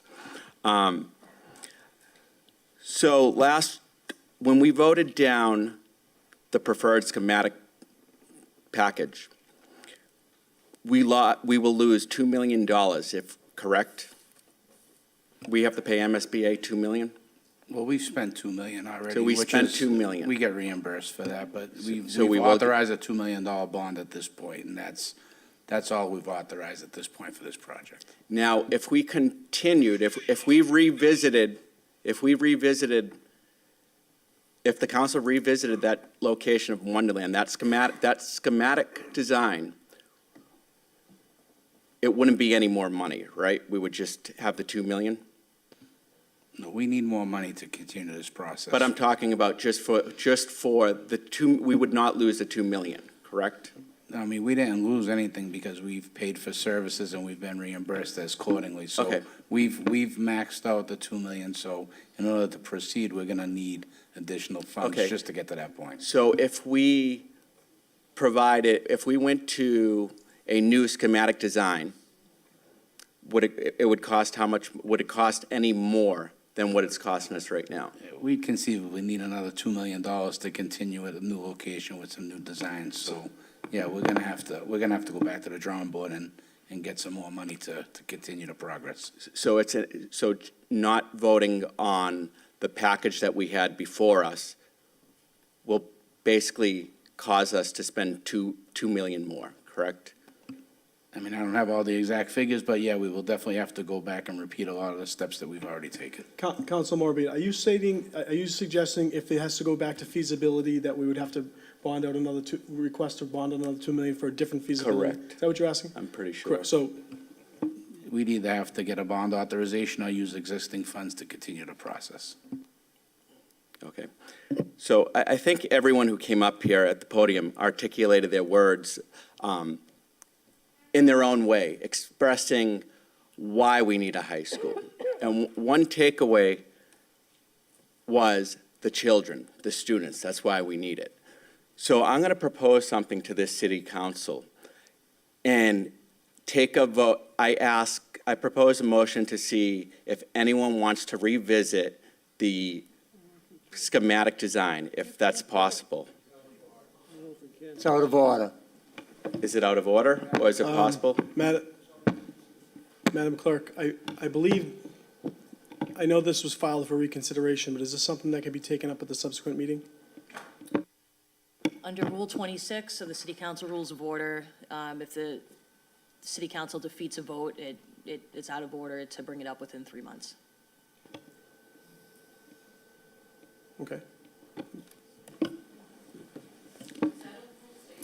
That makes sense. So at the end of the day, we have to decide what we want, and rather than waste more of our city taxpayers' These are the dollars. rules of the So- city council here. That's what it. Okay. Thank you, Council Morbido. Council Novoselsky.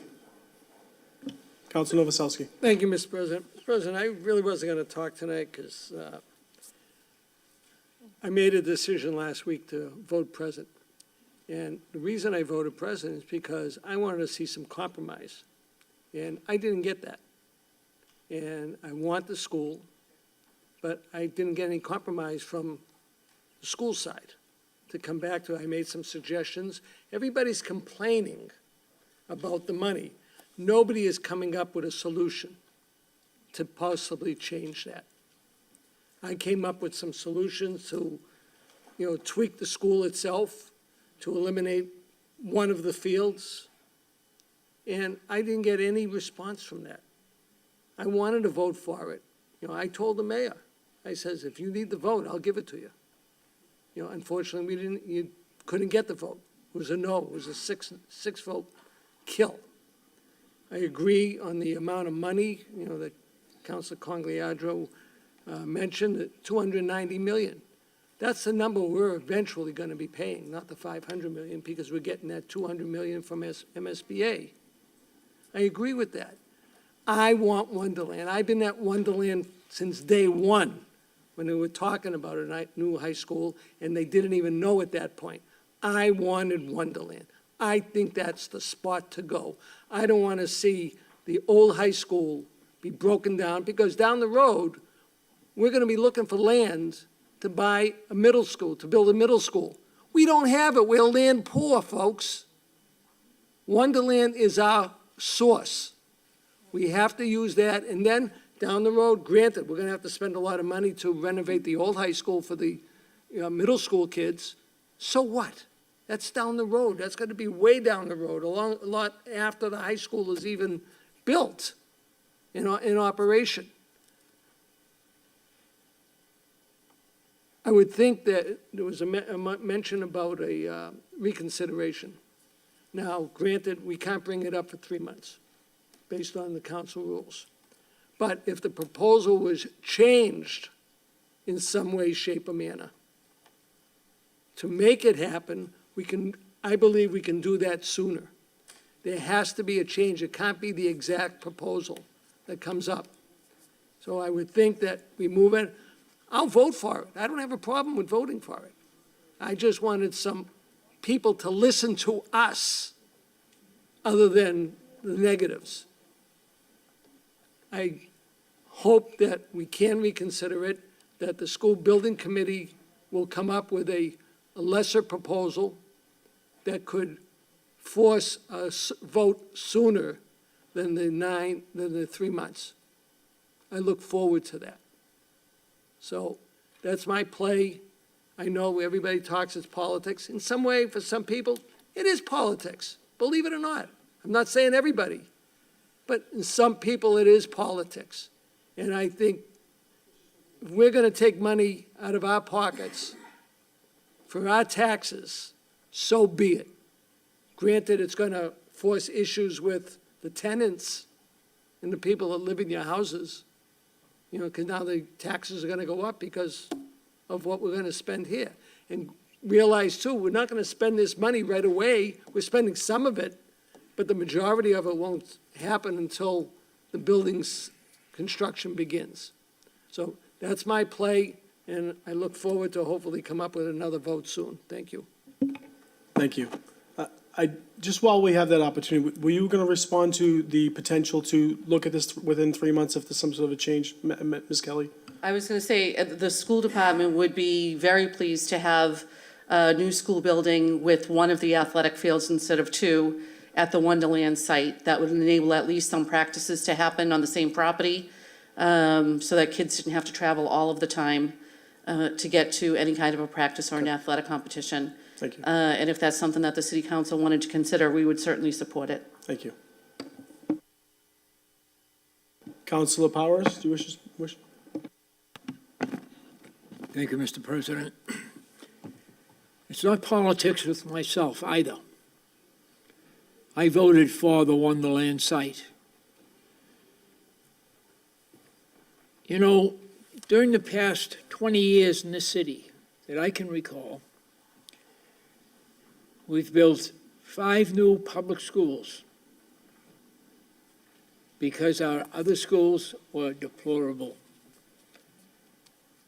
30 years before that, people said our schools are overcrowded. Let's sell them. And we did. I didn't, I wasn't on the council at that time, but the council sold them to developers who come in and built more homes in there.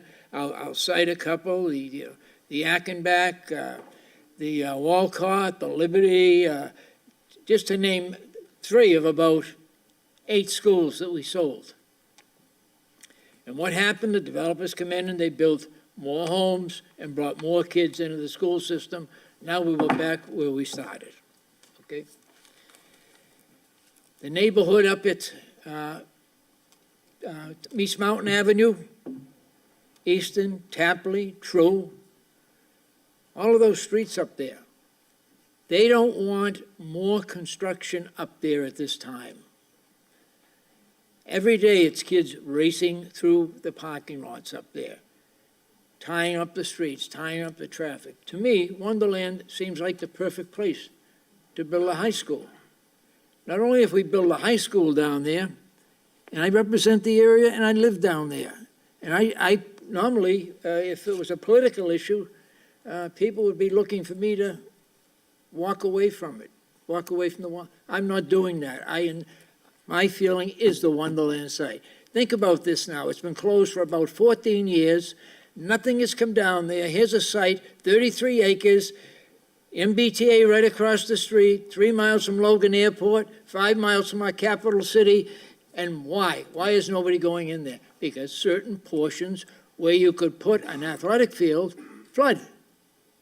That's what you can put there. They'll accept that, probably 16 of those acres.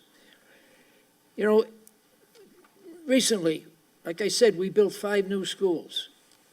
We're building, we've already built 2, and we're in the process of building another fire station, a brand new police station,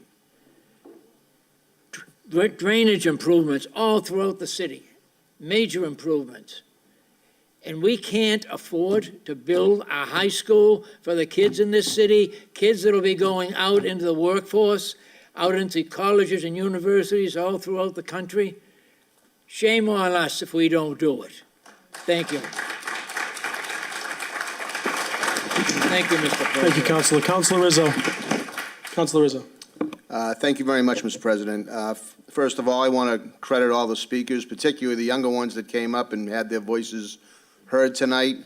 You know, we can obviously feel the passion, and as it's been said before, we all support education. On a personal level, I've sat on the city council and also as mayor, overseeing the construction of 5 new schools over the last 20 years.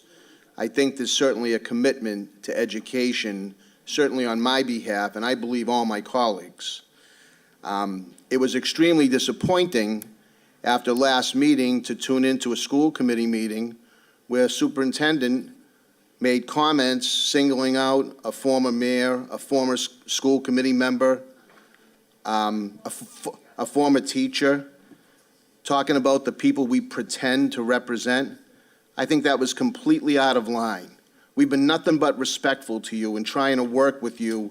And this body right here votes on city finances. We don't make curriculum. We vote on city's finances. These are public school buildings that are owned by the city. And that's why we have to be cognizant of what we do here. We have a lawsuit that was just launched against this city where their attorney said they want an additional $40 to $100 million. That's what they're looking for if we go forward. That's not an unknown. Would you call that an unknown? I think it's a big unknown for us. And that's why that the former teacher, the former school committee man, and the former mayor were 3 of the 7, or actually the 6 people who voted against it, 1 voted present. You know, I think that should tell you something when a former teacher, a former school committee man, and a former mayor doesn't support a project. It's not political. We all care about education, but to come up here or to sit at a meeting and talk about people that you supposedly want to collaborate with that way was very, very disheartening. Very disheartening. Well, you know what? Yeah. Okay. Well, she's yelling from the audience. I thought I had the floor. I didn't know we were debating. No, I'm not. You're just suggesting to take a break. Yeah. Councilor. You know, in 2014, as was said earlier, we were #1 in the country, #1 urban school district by the National Center for Urban School Transformation. Governor Patrick came out to this district because we were the only urban school district that was, at that time, the ratings were level 1 and level 2 schools, the only one in the urban school district that earned that honor. That was in 2014. I don't know what's happened in the school department where all of a sudden we're losing accreditation. We've gone so downhill in 8 or 9 years. We want to get a new school built, but I think there's a lot of fear-mongering going on. I think some of the things that I've seen written, some of the things that I've heard said is geared toward scaring people into thinking that they have a city council that doesn't care about education and that a school will never be built and we're going back into the 1920s. That couldn't be anything further from the truth. These are financial decisions that are made up here. And that's what we get elected to do. If we all wanted to run for school committee, we'd run for school committee. But we chose to run for city council, and there's different duties. One of the biggest duties for a city councilor, whether I'm here or not, is going to be fiscal oversight. If we don't provide fiscal oversight, we understand that kids need a good education. We understand that we want kids to have a great school building, but we have to also do it responsibly.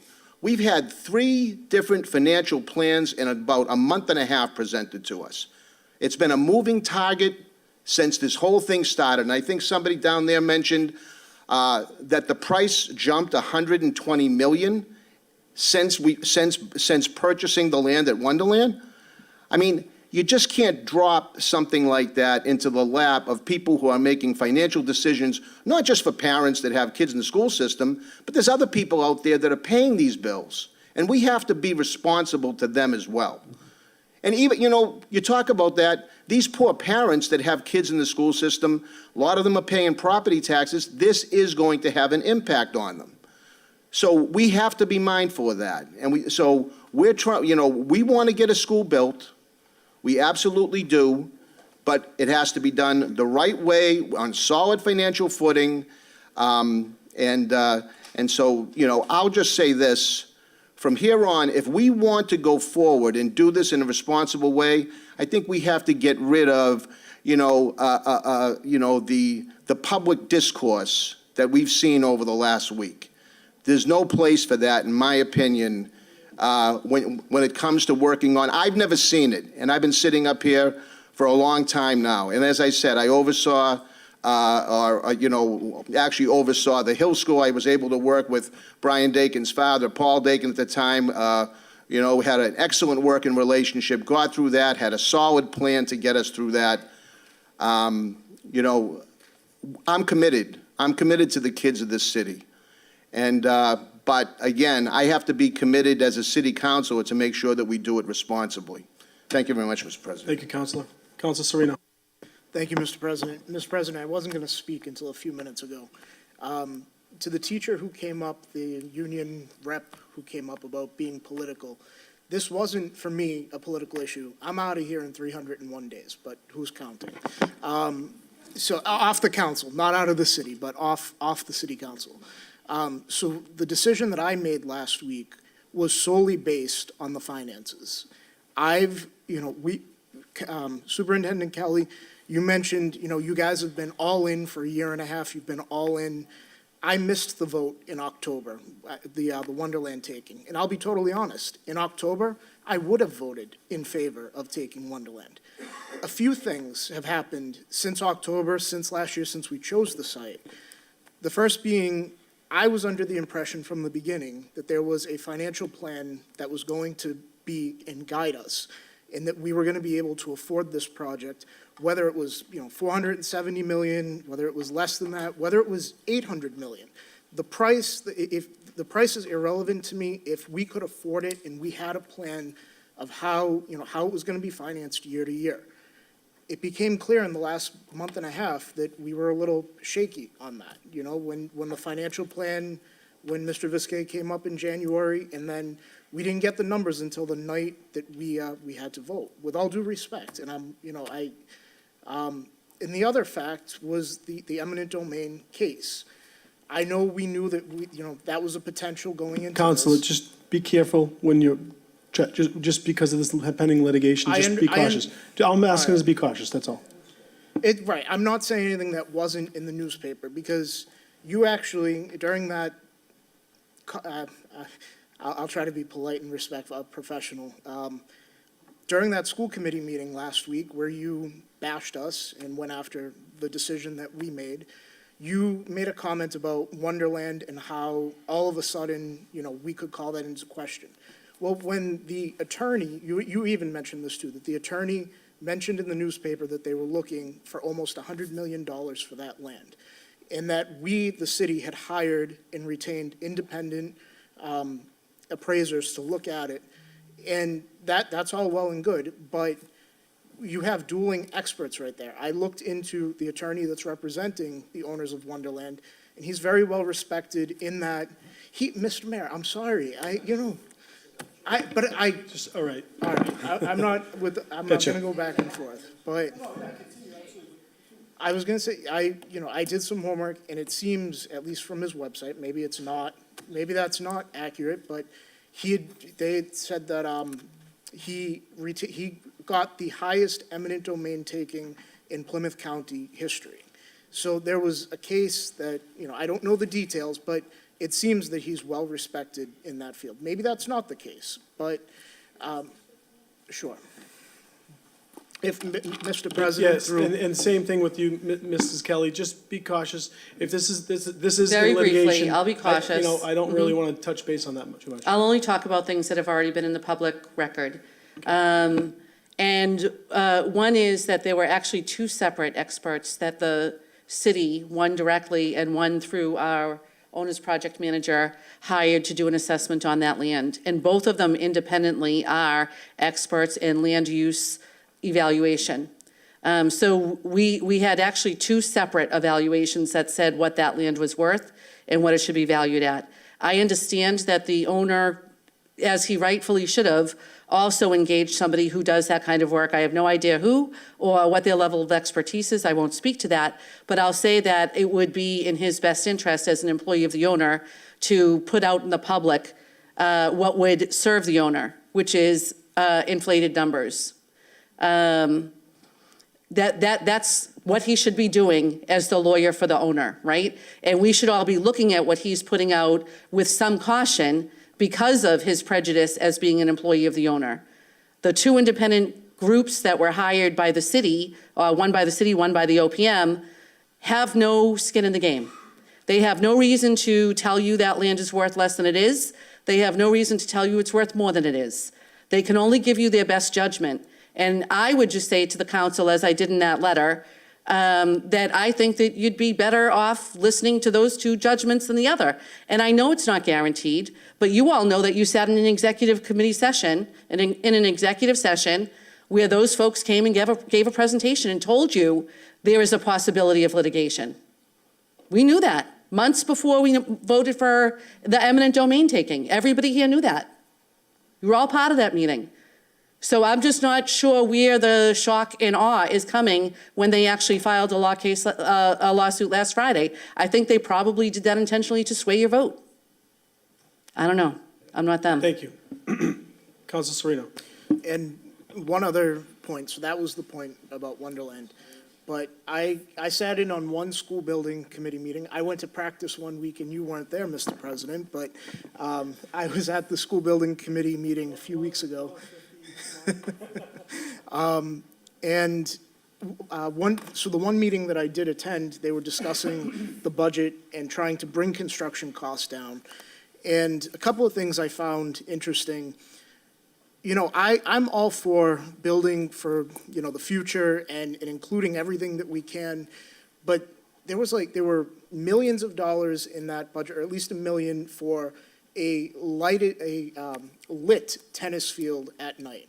There was a few $1 million for garage doors on the stage that opened up on the back end to an amphitheater, an outdoor amphitheater. And these are all wonderful things and good things to have. But when you're looking at the finances and you're trying to cut and you're trying to, really save the taxpayers' money, these are things that you have to look at. I would love to drive an Alfa Romeo, but, I don't live, no, I know you took those two things out, but I don't know what else was in there that could be stuff like that. And that's my point, is that was at the tail end of the planning, and maybe there is more stuff like that that should have been looked at and, try to bring the cost down as much as possible. And I had said that during that meeting, that I appreciated that you guys were doing that. But overall, I just think, are we getting the Cadillac of high schools, and can we afford that? That was the main concern. So, thank you, Mr. President. Thank you, Councilor. Council Silvestri. Thank you, Mr. President. And I don't know, I hope my colleagues don't take any of this personal, because I believe that when we're up here and once we leave here that things remain unpersonal. But a lot of things I'm hearing right now, we're only in a governing body of finances. But when people come up and they talk about biolabs and animals being tested on, we balk and we change laws. When people come up and they talk about housing for homeless, we balk and we try to change laws. Now we got parents and teachers coming up to facilitate for a high school, and we're not willing to balk, we only do finances. I think that's not okay. That's first of all. Second of all, when we started this process and I came onto the council, we asked CFO Viscay to assure us that we wouldn't need a Prop 2.5 override. And I believe he did that last week. We asked CFO Viscay to come and give us solid numbers on how we could afford this high school. And I believe he did that last week. And we all assured everybody that if that happened, then we would all vote in favor for this school, which we didn't. That's another thing that boggles my mind. We asked Mr. Dakin from Left Field at one point to cut costs of the school. He came back a week later with costs cut. I believe it was $30 million in costs cut. Now he's here before us tonight stating, and this is sort of a question for you, Mr. Dakin, if we build on the existing site at the high school, can you give us a rough estimate? And I know it's nothing is etched in stone and you have to do a lot of work behind that, but a rough estimate, will that school cost more or less than the Wonderland site? It will cost more. Thank you. So, if we're going to talk about fiscal responsibility to the taxpayers, and we're going to be here as the governing body of finances and turn around and tell them that we're willing to vote on a place that is not only, one, going to cost them more, but two, in even 20 years from now, we need a middle school, and we have no land to do it on, nowhere else to place it. We're, again, shorting our students in the school system.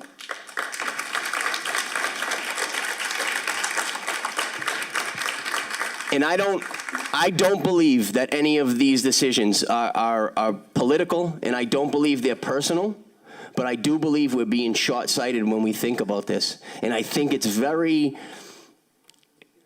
ingenuous to sit here and I guess, stand behind with a financial body when I've watched and witnessed so many times that we've made changes to other things besides financial responsibilities. And I ask if the rules are suspended, and even if we got rid of one field or a field, like, what are we going to save in the grand scheme of things? Yes, that's a question. 1.2 million. 1.2 million, so 289, and we're groveling over $1.2 million. Mr. President, I just don't see how we're advancing or making anything solidified for a funding of a high school that we're going to save money on when we just heard it's only going to cost us more. Thank you, Mr. President. Thank you, Councilor. Councilor Visconti. Thank you, Mr. Chairman. It's been quite a bit of an emotional week, to say the least. And just to ask Mr. Dakin a question, when you say when you take everything into account, let's compare apples with apples first, okay? We have to pay, we've paid $30 million. We know that's not going to be the price. That price is going to escalate as well. That has been told, okay? It's just, we know that the $30 million, okay, may not be the realistic price, okay? When you factor in, okay, the potential, because at the end of the day, it's left in a judge's hands, okay? We're not kicking the thing. What we're doing is we're kicking that lawsuit down the line and not thinking of that lawsuit today, okay? And what's happening is we also say that people have supported the Wonderland site and has changed, and now it's changed. And yes, that is in fact the case. But when the Wonderland was supported, Dr. Dakin, you as well as I know, the numbers that were given to us were wrong, okay? And that goes without saying. We voted on the Wonderland site based on a $338 million project. $338 million project, okay? And then we added in an increase, okay, for some inflation numbers. And then we're giving a piece of paper at $120 million more and say, here, vote on this. That's not fair. And everybody discounts that like that's okay. And unfortunately, it isn't okay, you know? And wait a minute, I have the floor, okay? And then what is more frustrating is we go through this whole process, and then all the misinformation starts coming. And then we go, okay, that we are gonna lose our accreditation. Okay, wait a minute, we're gonna lose our accreditation. Well, if the process of schematic design, and it has been said during those meetings, and as long as we're in the process of schematic design, okay, that we will not lose our accreditation. So I see a ton of signs here today saying, okay, we're gonna lose our accreditation. We denied the schematic design of the Wonderland site. We didn't say, not one of us here has said that we don't want a high school. And the misinformation that has gone out in the last week and the attacks on the city council, okay, because that they made a fiscal responsible decision, okay, and it disagrees with yourself and some of the other people, maybe the administration, so forth and so on, and we get attacked for trying to be fiscally responsible, okay, as well as making sure that we limit the amount of risks that this city endures, okay? Now, people might not think about that, but that is a valid concern of ours, unfortunately, and I know it's a valid concern of mine. And then here we go and go, oh, it's political. Well, it's not political. It has nothing to do. The people that made it political is when all the misinformation started coming out. And I'm like, I've been in these meetings. We've heard many people on the committee say that if you go to back to the existing site, that we're gonna need to take eminent domain. You and I, the mayor, and everybody on that committee knows that that's not the case. So why say it? Why stir up the pot? No, wait a minute. No, okay, why stir up? Hey, hang tight. I'll answer you, Jerry. I think people were probably thinking of Miss Kelly. some of Wait a minute. I have the floor. I'd like to Miss have Kelly. the floor. What we have gone through 3 years of meetings. I've been in those meetings, Mr. Mayor, okay? Not once, okay, during those meetings do I recall ever that all of a sudden that we're gonna take eminent domain. But no, wait a minute. Hang on. Wait a minute. No, wait Just a let- minute. just- Wait a we're minute. gonna let him Wait a finish. minute. That's No, it fundamentally isn't. No, it untrue. isn't. We We're gonna had let him finish. Fundamentally untrue. Because in fact, we had Mr. Mayor. we had residents from East Mountain Mr. Ave Mr. who Mayor. made it Listen, very clear that they were listen, against let me any ask, taking. let me Mr. ask Mayor, the thank you. question. They were Let me very clear let me about that. speak. Can I Counselor, speak? can I control a second? Can I, Well, take 1 second? control. May I have the floor. Thank you. Can I just say one thing? Can I just say? I have Can I the just say, floor. yes, correct. I have the floor. You have the floor, but I just want to say one Okay. thing, Mr. Councilor Visconti, and I'm going to let you Okay. continue to speak. When you're somewhat addressing them, and I know that. I'm not addressing anybody. But you're, listen, it's part of my. Councilor it's- Visconti, continue on, okay? Okay, so when we were going through the sites, one of the options was, and one of the designs was taking eminent domain on Mountain Ave. Yes, that is correct. But with the concerns, we heard the concerns of those residents on that street, okay? And we asked Mr. Dakin to go back, okay, and do the design and the design team without eminent domain. And he did that. He did that. He did that. So it's frustrating when all of a sudden we start hearing all that stuff come back. Not once did he mention, not once did anybody mention, we just have to replace the field, okay, on the field that's over there. And it's typically a 1-to-1.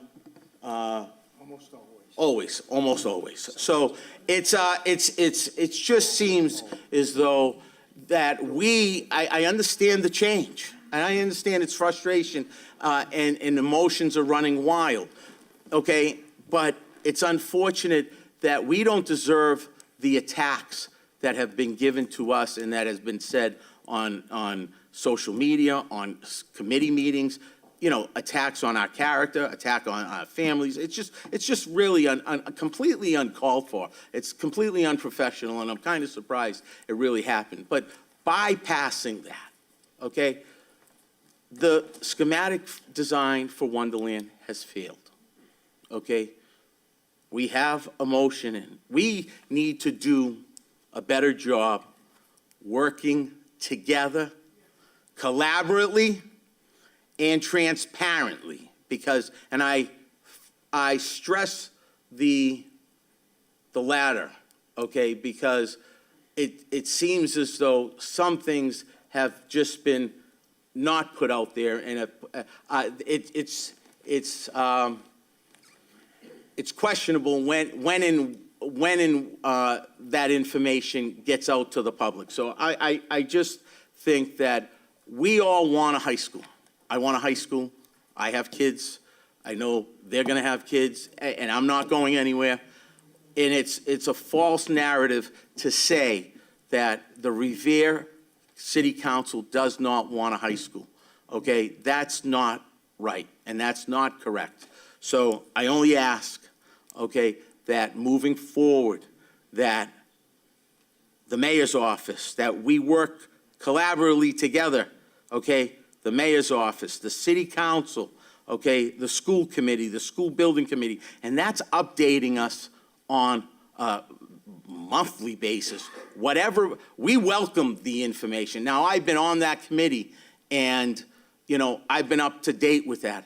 But these counselors weren't up to date on that. And it's the responsibility of the school committee, the school committee board, the building committee board, the OPM, and the administration to come and give us the information and present us the information. So I have a motion in this evening about moving this schematic design to the existing site to move this process forward, okay? It confirms the fact that if Wonderland is off the table, that we need to move forward. If everybody, I've heard a lot of people say this evening, they don't care where it's built, as long as it's built, okay? That's the fact of the matter. A lot of people don't care where it's built, as long as it's done fiscally responsible and in the less risk possible manner. That's it. So I end with saying I have a motion in, and we can go on that after, we can discuss that afterwards. But that's where I stand. Thank you. Thank you. Before you speak, Mr. Mayor, can you just address through me? Please don't, thank you. Mr. Mayor. Sure, but talk to the very quickly, to address a couple of points. One, I'll say that we've been up before this council pretty much weekly for the last 2 months, and I came up, if you all remember, very open to collaboration and working with this council and figuring out how to make things work. And many of the people that you've heard from tonight trust all of us to do that without them having to come up here and express what they very clearly expressed tonight.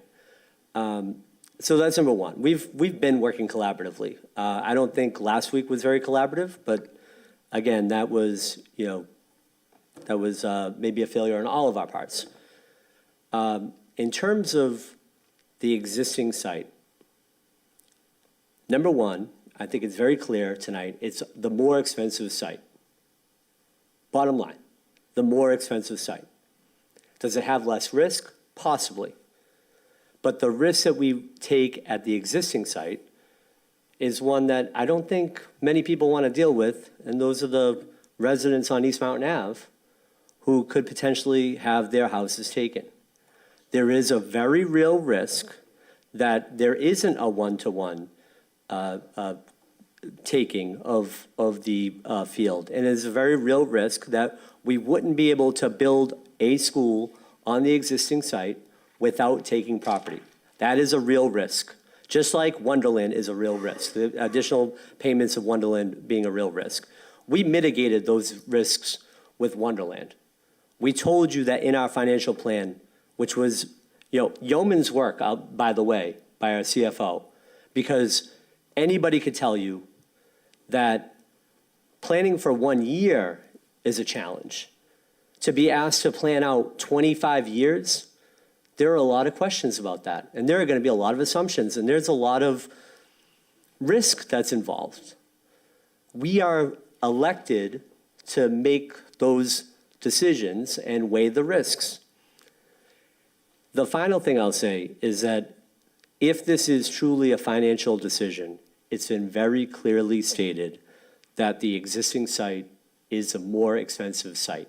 And I don't understand how we're in the position we're in right now, knowing everyone knew that.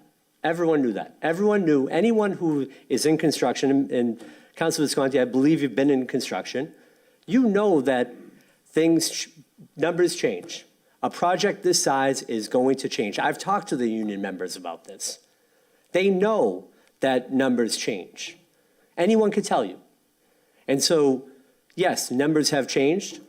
We're in, a difficult time in terms of building a school, but we're all elected, and the people that showed up tonight trust us and don't have to come up here and rant and rave, but they trust us to get stuff done. Now, last week we didn't get it done. We're willing, and I think everyone is here, you heard from the superintendent, she's more than willing to entertain changing, having a material change to the Wonderland site. But for all of you to rely on the fact that this is too expensive, we can't do it, what is going to happen in another year? I'm not going to be here. In another year, when it's $575 million. And there's a bond authorization that you all have to vote on. Are you going to say that, it's too much money? We love the kids, but, they're not worth that investment? Because that was very clearly stated in that letter, that the risk is not worth Mr. the Mayor, investment in the that's future of the terrible. city. That's Thank you. terrible to say. No, that's terrible to say. That's terrible, Mr. Mayor. That's Mr. terrible. President, Mr. President, There's Mr. politics President, for point you. of There's information. politics for you. State your point. There's Point, politics. Mr. Dakin, could we stand up? State your point. Mr. Dakin, can I ask how much more the site would cost if we put it in the original? The current RHS The site, not the current- Wonderland site. How much more it would cost? Would it cost millions more? I know you showed us a plan a couple of months ago that it would be higher, but it wasn't that much. It's about 65 million higher. And that's based on numbers that are over a year old, because that's the last time we really just looked at that site. But 65 million is the estimate we put together to show the delta between the existing site. And that's due to a number of reasons. If folks are interested, I'll buzz through them all. I have them written down. They're in my pocket. I just don't know if we want that amount of detail. I think that Mr. Chairman? what you just stated is clear enough for Councilor McKenna. Thank you. Mr. Go ahead. Mr. Zambuto, and then if we're all good, I'd love to say something. That'd be great. I don't Thank know you. if we want to let you say. No, you might not want to let me. Okay, let's, let's start off by saying that I want a high school. And let's make it clear that I built 5 schools and that I spent my time on the first 3 schools. I was at almost every single construction meeting. You know how much time that is? That's a lot of time. And I did it for free. That's not my job. No, it isn't. I spent my personal time. And the people that know that's not my job as a city councilor. But I did it because I care about the schools, I care about the kids, and this is not political for me, believe me. My political career is coming to an end. I've been around a long time. I have to do what's right, what's fiscally responsible. Now, everybody knows I was against Wonderland from day one.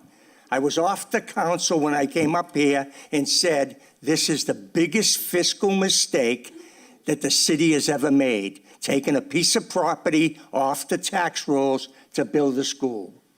That was before we found out we really can't afford this school, and I'll get to that. And I have utmost respect for Rich Fiskay. He's as good as it gets in the business. But 3 weeks ago, or a month ago, he was talking about an override.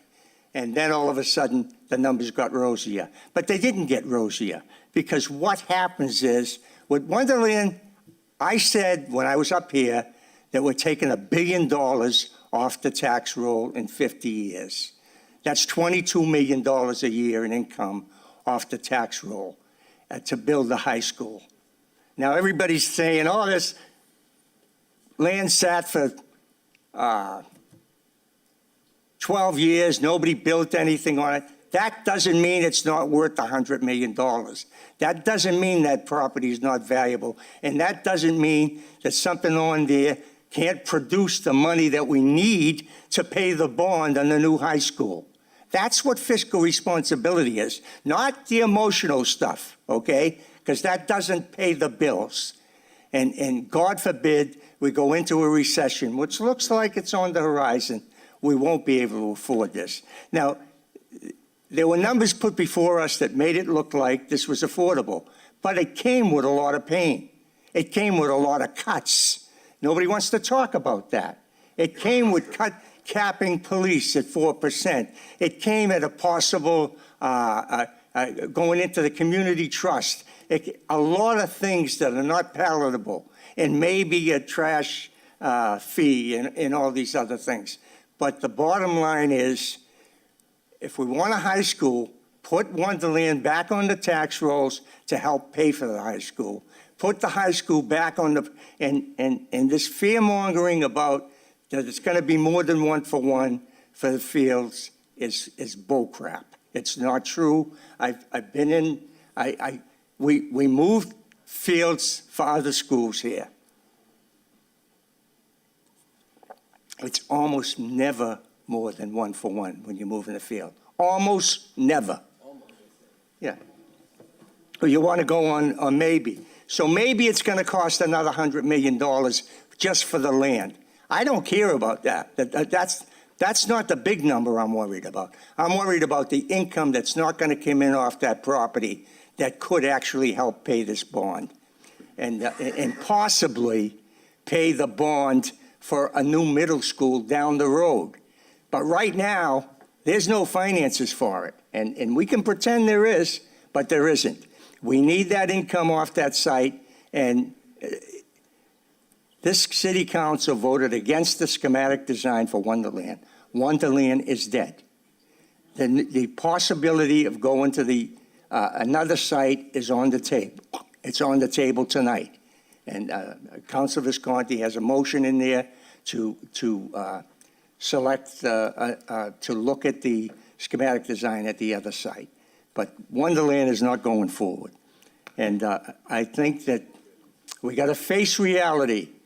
You have to face the fact that if we want a school, we got to work together.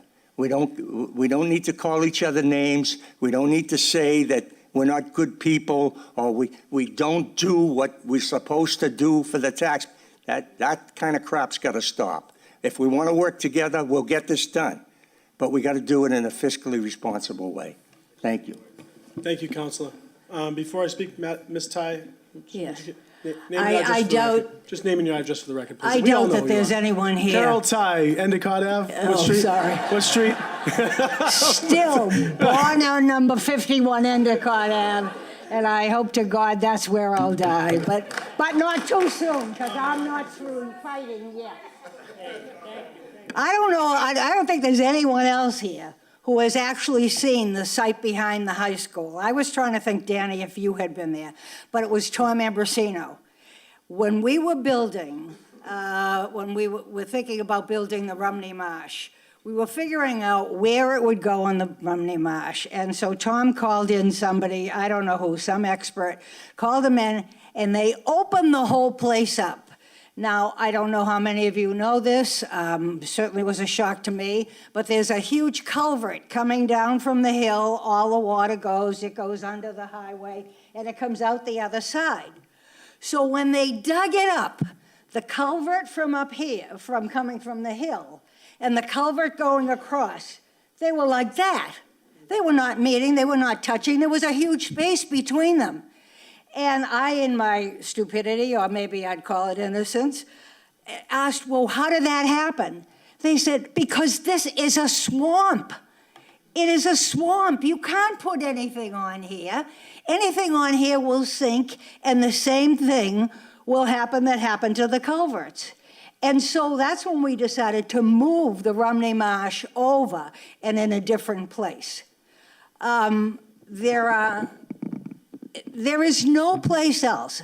I am very sorry that over the years, people before you have sold off land, and now there's nothing left where we can put a high school. I certainly don't blame you for that. I really don't blame anyone for that. That's just the way it is, that when we need more money on the taxes. But I'd like to say something about the taxes as an aside. I always did have 1,000 asides. But there's an aside that we have in this state, a Proposition 2.5, and I know that I've talked to people like that. So when we have fear-mongering that your taxes are going to go sky high, no, they can't go any higher than 2.5%. And frankly, I don't remember since 2.5 went in, I campaigned against it. I don't remember that we ever went that high. Because when I was negotiating for the teachers in the Teachers Association, we were fighting with Tommy Ambrosino because he would not raise it up to 2.5, and therefore kept telling us that we couldn't get an increase in salary. So I know there's another way to do some of those things, but I just wanted to point that out. I am telling you that land is a swamp. It will not hold anything. You'll have to move out to the side. You will have to take houses from there. It's not, then what do we do with the school that we have now? We can't go forward. And as for accreditation, I think that is one of the most important things that we all have the obligation to address on behalf of our kids. The story that I told was about the last time. You know, this is my 64th year in the Revere Public Schools. I've been around for a lot of ins and outs. More outs, I'd say, than ins, but at least we've all come to peace afterwards.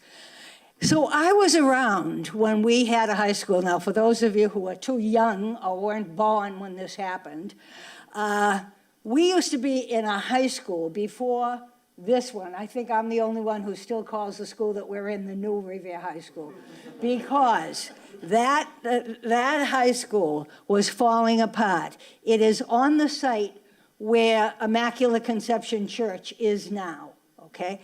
And we had a meeting in the auditorium of that old school, and we were going through the same situation we're in now. The accreditation coming, the NEASC was coming to give us accreditation. They sat us all down in the auditorium, and they said, okay, we had worked on some things, and they said, what is happening with a new school? And of course, nothing was happening at that time. And so they said, if there is not a plan in place, now I don't remember the exact words, but if there is not a plan in place, then you will not get your accreditation. And I have quoted that man, whoever he was, to a lot of you people, that we haven't just said we're going to be in trouble with accreditation. Nobody just pulled it out of the world. The ruling has not changed. We will have to have accreditation. Yes, we can have accreditation if we are in the pipeline, moving forward. But we've got to be there with a plan. I see no way at all that we can build I see no way at all that we can build on a swamp out there. If Tom Ambrosino hadn't become such an important person now, I would have asked him to come in and speak with me about what he saw there, but he's too big now. So we really need to think about that. I think it is totally unreasonable. I don't know anything about the lawyers and what the case will be. When that gentleman, the lawyer that we had hired, was here the night I talked to him, he talked to me until I could no longer understand what he was saying because he talked in legalese.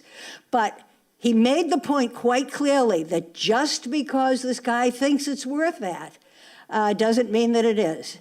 And we'd have to go before a jury. Juries tend to be more sensitive toward parents, toward people who just want a good future. And, all right, yeah, I know. So, but I'll say one final thing. I, for one, am very proud of the superintendent that we have. I think she's done a fantastic job, and I give her accolades. Thank you. The microphone.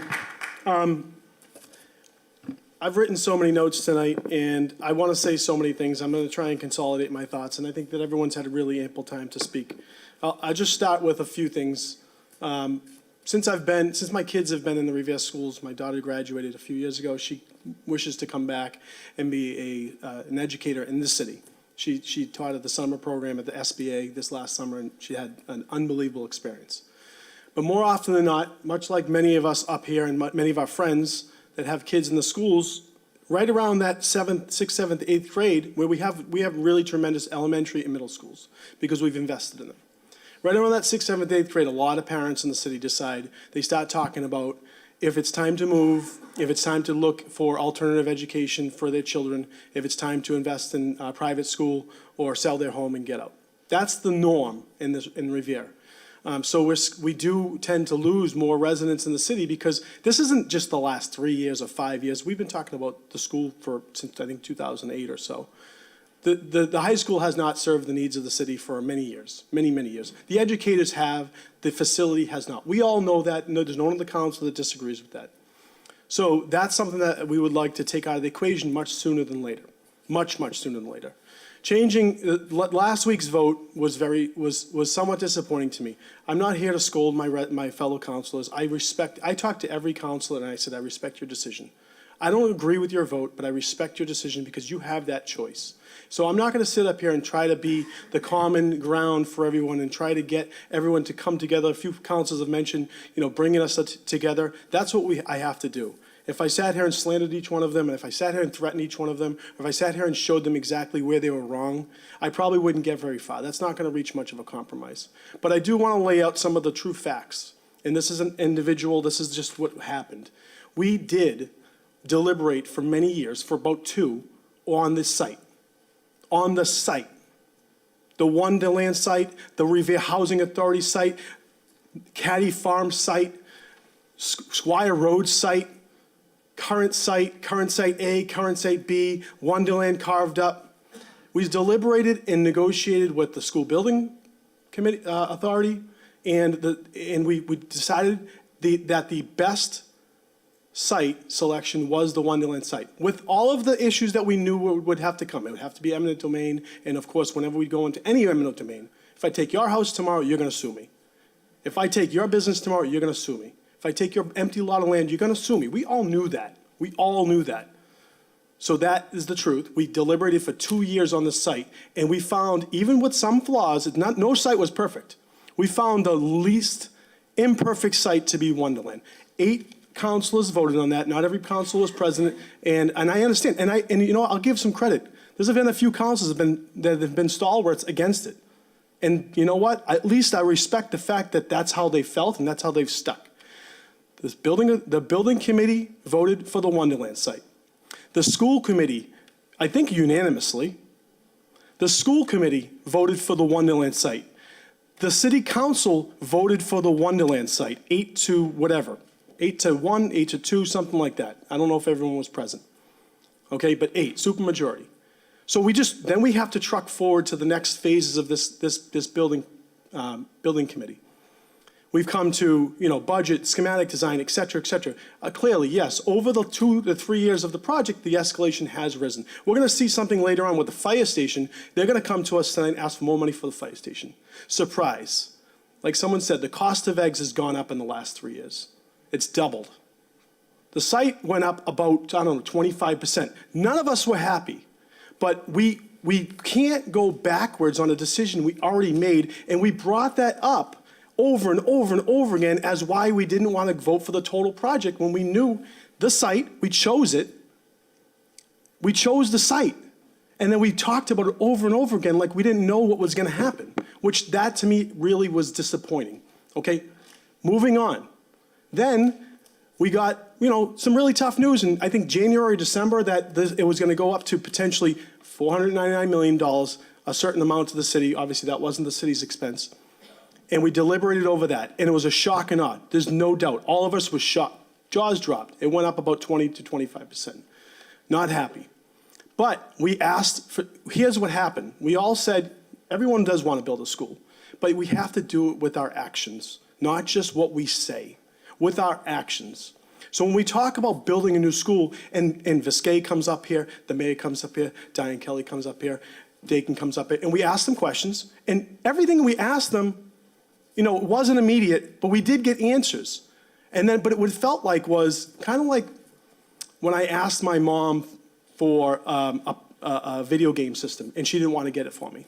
And every month, she would say, all right, if you do the laundry once a week, we'll do this, and then we'll talk about it. And then we'll talk about it again. And the next week it was, if you clean your room and it's always neat, we'll talk about it. And then another month and another month. She just waited me out. She waited me out until I was like, let me move on to the next thing. We brought them up here. We said, first the proposition override was something on the table. We eventually, pretty much, you can't guarantee anything in this world, but pretty much that was dissolved, okay? And that was, a lot of councils said, no prop override, I'm good. I was one of those. I would not have voted for it if there was a prop override. We asked about bringing the project down. The project went down $30 million. And quite frankly, it can continue to go down more because we're not bonding tonight. Of course, it does kind of tie us, but we're not bonding tonight. We can continue to make cuts to the project if we have to. Okay, this is schematic design. We asked about what the monthly or the yearly cost of the site was going to be. We got that. All but a little bit late, but we got it. We asked for that. We got it. We asked about how we were going to create those revenue streams without raising trash fees, without certain, there was a Community Preservation Act. We weren't going to vote on that. We got that. We said certain things we wouldn't do. We kept on asking more questions and waiting it out. And another month, another week later, we asked a couple different questions, strategize them a little differently. So what I'm saying is we all say we want to build it, but I'm not necessarily convinced that everyone committed to that with their actions.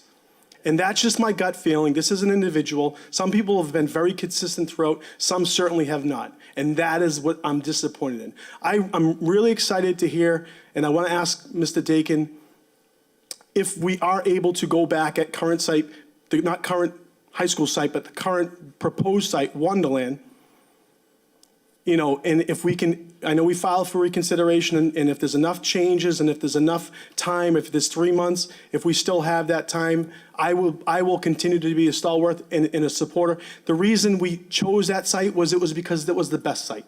It's the truth. It was the best site. It showed vision for 20 years down the road. It showed vision. That's what we have to do as councilors and elected officials. We have to show vision. We can't make decisions based on next year. We have to make decisions based on 20 years down the road. If we choose to kick this can down the road and we don't go on the Wonderland site, not only, we just heard tonight, and again, it could be an escalated, it could be 40, 50, $60 million more than the current proposal. That, and we also still don't have, forget about the money, we don't have the vision of what's going to happen 20 years from now. As HYM comes online, as the city's growth continues to explode, What do we do in 20 years when we need another piece of space? That, yes, the worst decisions in our city's history was when they sold off land. Biggest mistakes, okay? And yes, I'm not here to contradict what my councilors have said, but that's the truth. We have to show vision. We have to show we talked about the soft costs. Losing 20 teachers a year, that's off the charts expensive. Forget about paying for a school. Lose 10 teachers a year, lose 20. How does it cost to retrain them, to bring them back on? And then the educational loss that we have because there are new teachers over and over and over again. Or the soft cost of building on a current site that's going to, the process is going to go from 3 years to 5 years. 2,700 people a day hitting that site with a construction crew. That's another reason why we chose Wonderland. We don't think it's a good idea to have a full construction crew rolling in and out of a current site with 2,700 parents, kids, faculty going in and out. That's why we made these decisions. So it's really confusing. Do we really want to build a school, or do we want to just talk about it all day? The actions need to speak louder than words. So I will do whatever it takes to help make compromise with my fellow councilors that I care about, that I respect. And yes, I will say this, I'll say this for the record. Okay, some of the patronization, some of the flame throwing and the rock throwing is not right. It is not fair to anybody. We shouldn't do it to you and you shouldn't do it to us. We do have to have thick skin though, because as electeds, we do take it. But you know, that doesn't make sense, and I won't do that to any of my councilors. I spoke to a couple, and I promised them I cared about them and I loved them.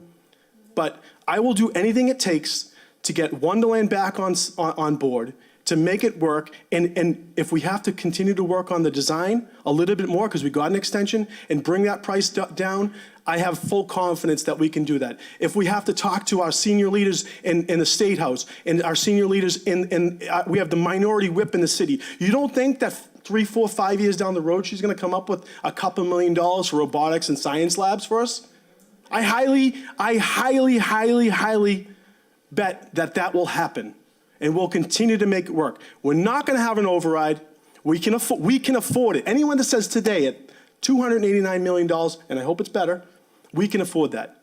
If we can't, then we did a really poor job as city officials, as a city in a whole. We can afford it. Yes, we have to make sacrifices, but we'll make them for the future of Revere. Thank you. Mr. Dakin.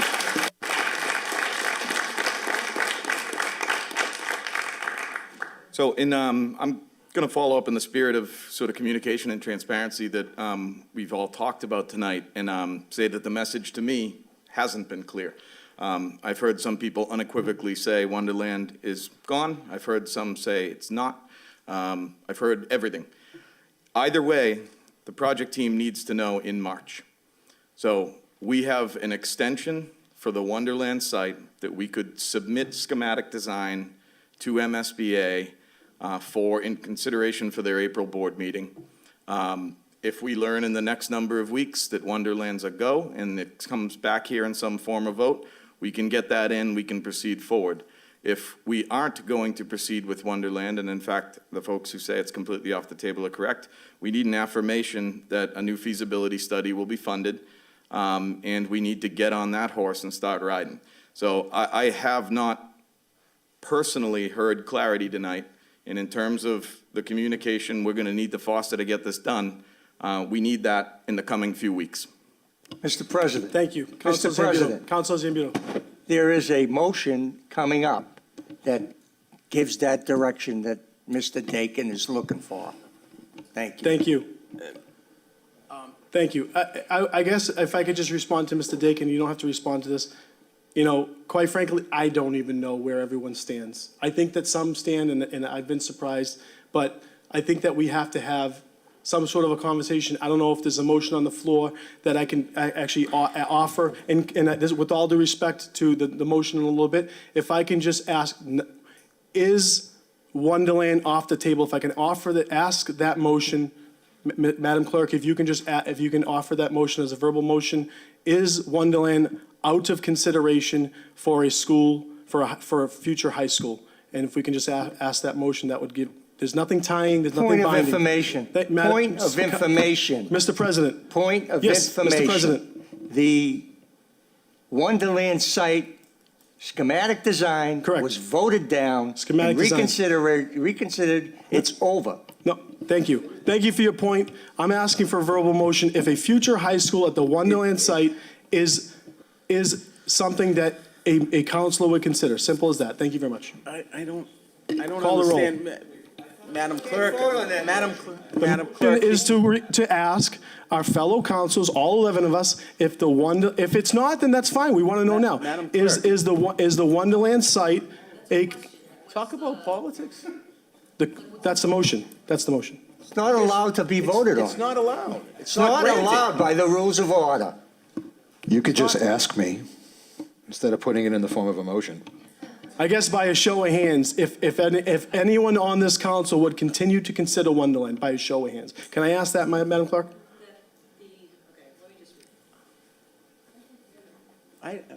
This isn't schematic design. This is not. This isn't schematic design, guys. You're acting as a president, You're breaking the rules of the Mr. council. President, You're Mr. breaking the rules of President. the council. I'm not breaking the rules. That's absolutely. Point of information, Mr. President. I feel like when Proposition 2.5 came in 1991, we had to vote 75 teachers that got laid off. We had to stand, the people that were veterans had to stand on one side, and the people that were going to get laid off had to stand on another side. And the people that were veterans won. So 71 or 91 teachers got laid off. That's how I feel right now. I feel you're putting us in a very difficult situation. I don't want to put you in that situation. Okay, That's fair enough. exactly what you're doing, Mr. I'm not- You're playing politics. You broke the rules of order. That's blatantly wrong. That's blatantly wrong, Counselor. I have not disrespected you. I have not disrespected you. That's wrong. Stop it, Tony. You want him removed? Yeah, stop it. This is ridiculous.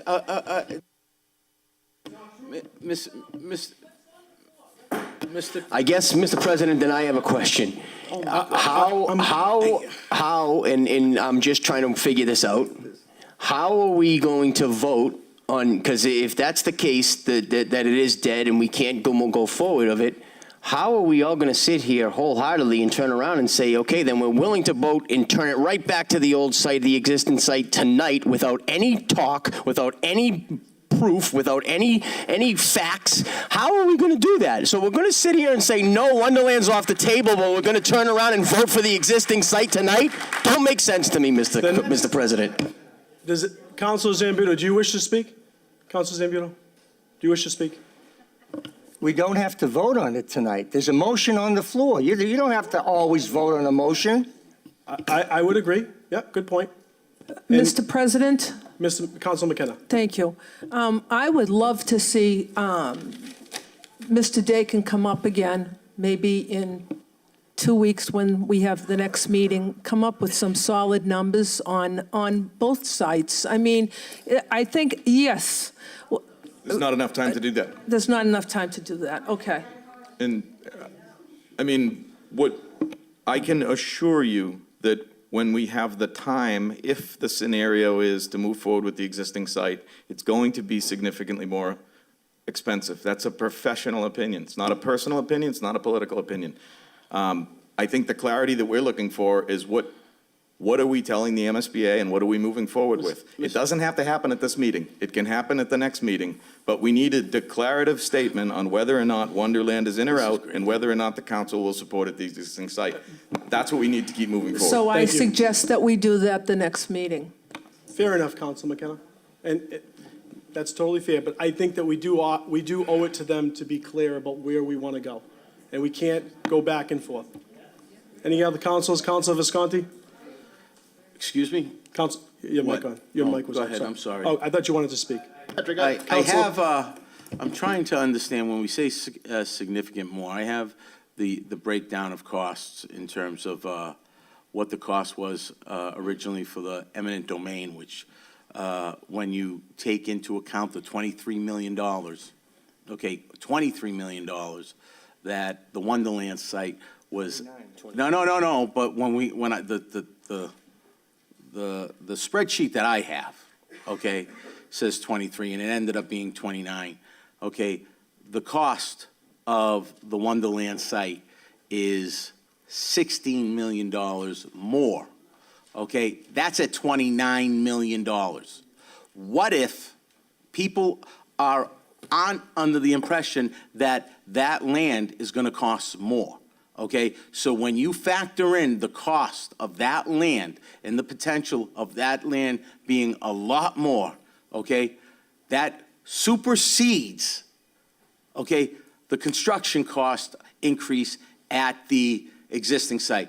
And also that speaking to you, Mr. Daking, we also mentioned that that land at the Wonderland site has additional costs that wasn't factored in as well, from what I remember the conversation. So, you know, I don't know if the numbers are apples with apples, is what I'm saying. If we're going to compare the costs of construction, we have to compare the increase of what that land is as well.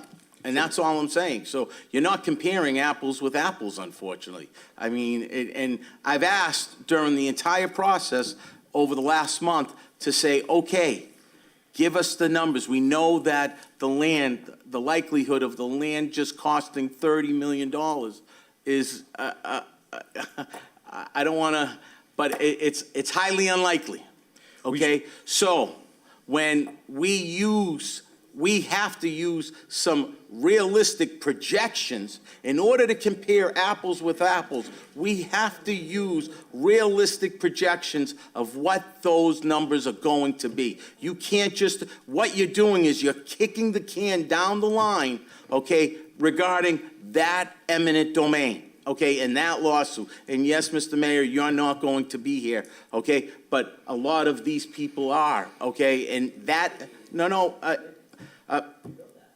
it hasn't mitigated. No, there's no mitigation. There hasn't been any confirmation in terms of numbers. We're not giving any real information.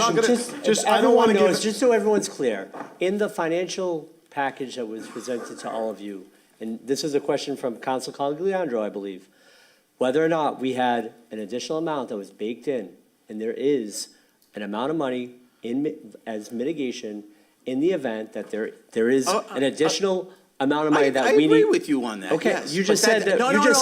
You just said that we weren't doing that. No. I understand. You gave a portion of that money. I don't know exactly how much it was. And we're not going to talk about how much that money is, but there is money built into our financial analysis and our financial projections that include mitigation. There's no mitigation for the land taking at the existing site. There's none. We can pretty much, I can guarantee that there will be taking on that land. There's no land. At the existing site. Thank you. Council President, could I just address?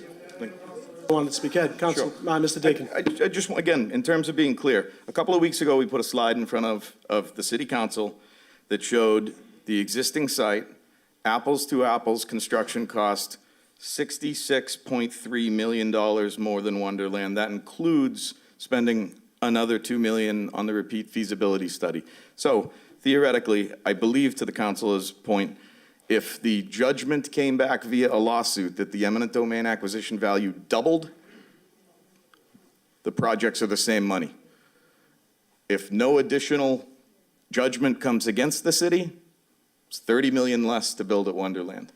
If some judgment more than 30 million extra comes in, Wonderland becomes more expensive. And that's all.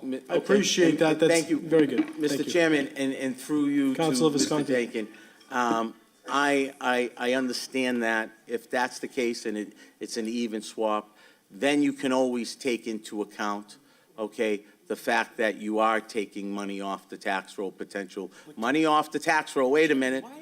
But that's the fact, right? That we are potentially taking a large parcel of land off the tax roll. You voted for it, Jeremy. Yes, but that's at the end of the day. for it. That's it. So. You voted to take. Thank you, Councilor. Councilor Rizzo wishes to speak. Councilor Rizzo wishes to speak. and then we have Councilor Cogliandro, and then we'll go back that way. Councilor Rizzo. So, yeah, thank you very much, Mr. President, and thank you for recognizing those of us that have been against this land taking at Wonderland from the beginning. For me, it's for a couple reasons, and I think, you know, for whatever reason, people either aren't understanding this position, but I'm going to lay out just a couple of reasons, big reasons, why I don't like the Wonderland site, okay? There's a financial portion, but there's also a location portion, and for me, it was actually both. We need solid financial advice, but we also need the right location.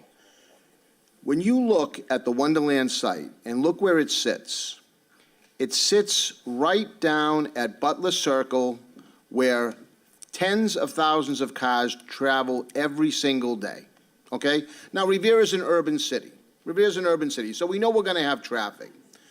But to take 80% of our students and have them crossing Bell Circle during that time, I understand that there are kids that have to come to high school now and cross Bell Circle. I see them whenever I'm going by there during school hours, okay? But there's not the entire city that's getting dumped down at Butler Circle at that time. For kids that don't have the ability to have parents drive them, I think it's a real concern, safety concern. And the other thing, even if they get rides, what is that traffic going to be like at school hours down there with that many children attending that high school? I just don't think it's the right place. Now, the other thing, and this has been mentioned by a few of us, just because there's been nothing built there in 10 years or 12 years, that doesn't mean that nothing will ever be built. And that can be a source of revenue that will help pay for this school. I think we're all just dismissing this. We're going to think that if we don't build a high school there, it's just going to be an empty parcel 20 years from now. I'm not buying into that. That parcel at one time was our largest taxpayer in the city. So, you know, I think if we're going to still be, you know, sold this story that, well, it's been there 10 years, 12 years, the owners right now, I happen to know, would love to take this land back because they do have plans for it. They would love to take it back. Well, I guess, well, you guys know something that I don't. But I believe they want to take it back. And I think you'll find that. So in any case, that is a valuable piece of property. And again, to take a revenue source for the city by eminent domain and cost the city a minimum, we've already paid $29 million, but up to wherever those numbers might lead, I think is not fiscally prudent. So the safety reason and also the financial reason. That's why that I am steadfast against that location. Thank you. While we have a young junior up here. He's got a nice shirt on. Did you wish to say something regarding this? I do. As you can see by my shirt, I am on the Revere swim team. I'm actually the captain of the Revere swim team. I see my teammates having to cross a highway every single day to get to practice. Every single day, along with hundreds of other kids. And I know you point to that and you say that it's not ideal. And I understand that, and I think also the council should be looking into other ways to solve that, but that's not what we're here for. I feel as though the focus on fiscal responsibility does not also take into the fact the students and the teachers that would have to be at the Revere High School site while construction is going on. I went to the Garfield Middle School, and I was there while they were putting up apartments across the street. Luckily, I was only there during the first year or so of construction, and this was before COVID. But every single day, I would hear construction noise, I would hear cranes, anything, and it wasn't nothing. It was distracting. It was as distracting as the train. It was as distracting as the plane. And this is going to be for people that are there for 4 years at the high school, and they're going to have to do that every single day of their high school career, and they're going to have to put up with that. And I don't think that is fair to the kids, fair to the teachers, or fair to anyone else in that building. Thank you. We're just going to go in order. I want to be fair. Councilor Cogliandro, then Councilor Silvestri, and then, of course, a former student will come up after. Councilor Cogliandro. Thank you, Mr. President.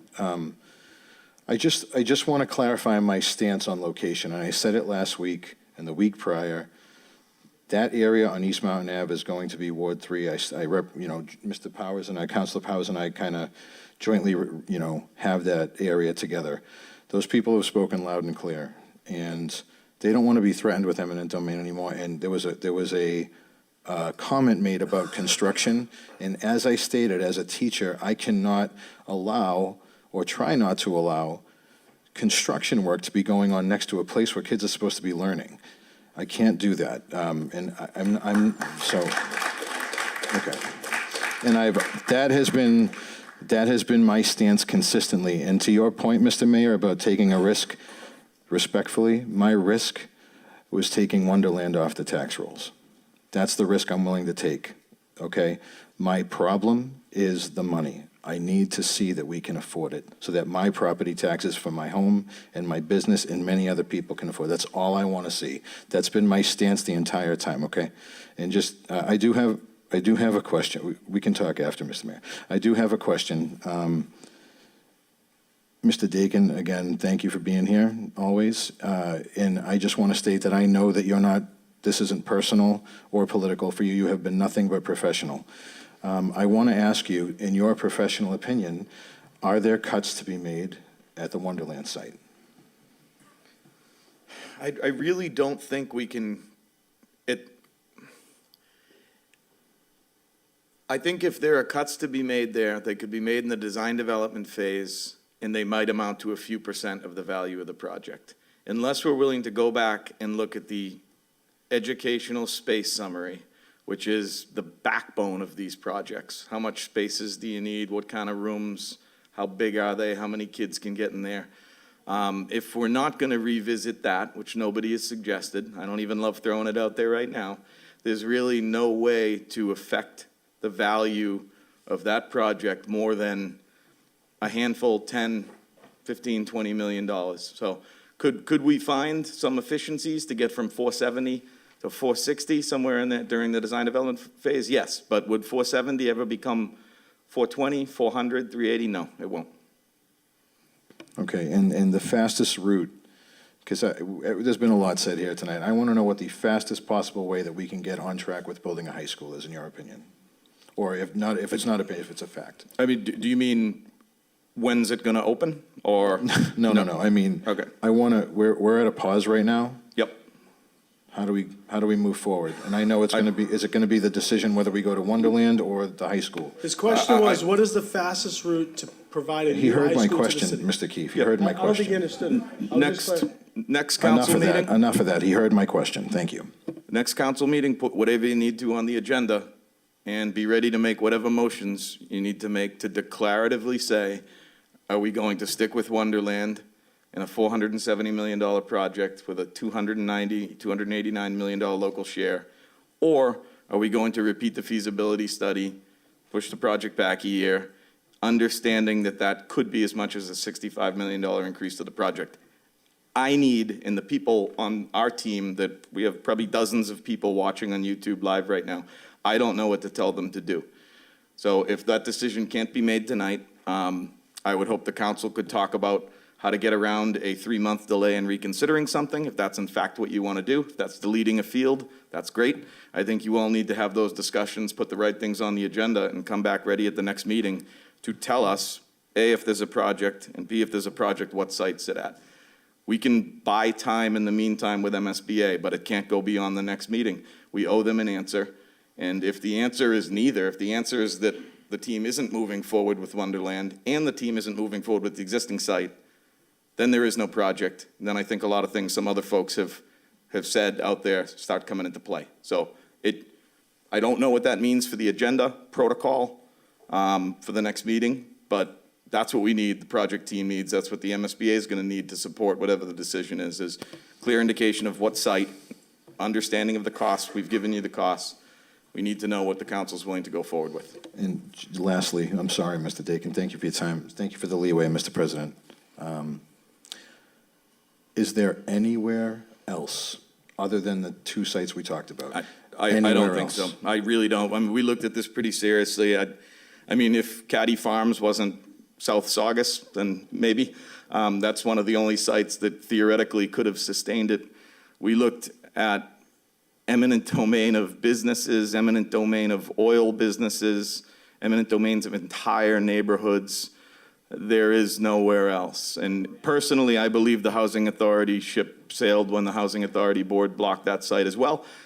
Keep in mind, anybody who's interested in that would be a phenomenally more expensive project because you need to rebuild every home down there in addition to the school. So I think Housing Authority is gone.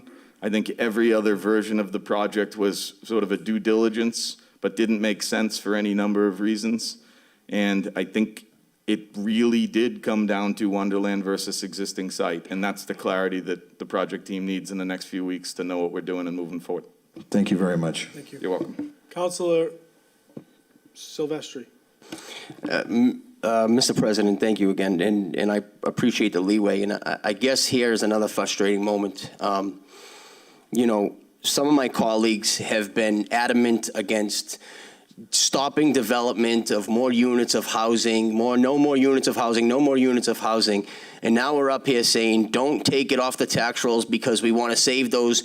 But we all know here, we're all city councilors, and we all know if we don't build a high school there, we're getting 2,500 to 3,000 more units in the city. So are we against building more houses, or are we against putting up a high school? Because that's what we need to come against. If you're going to sit here and say, don't take it off the tax rolls because we could possibly use that money, well, we're looking at 2,000 more apartments. Are we looking at to tell our residents that we're willing to back 2,000 more apartments coming into the city over a high school? Because that's where we're at right now.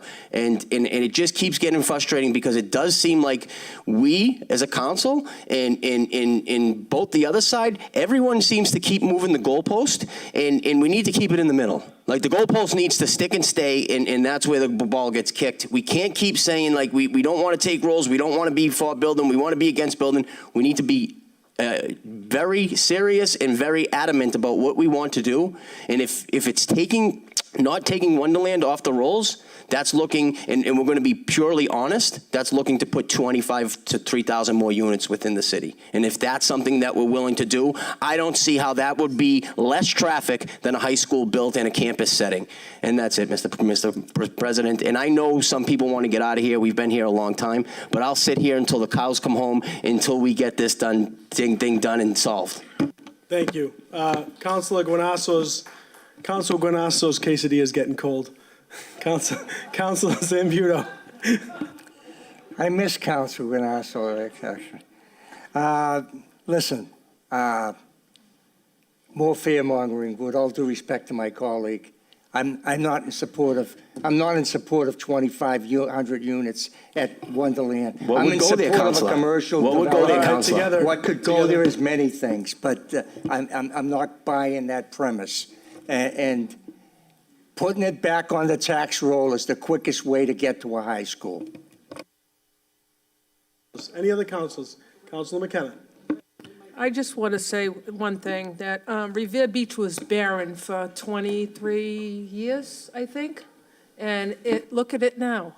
So I'm just saying, you know, there is a possibility that there could be something built at Wonderland, just because it's been vacant for 12 years or 13 years. So, I mean, look at Revere Beach, and Mr. Mayor, look at what you've done to Revere Beach. And it was barren when you took office. So there is a possibility that something could be built there. So that's just my opinion. Thank you. Thank you. You're getting the junior at Revere High discount by coming up the third time.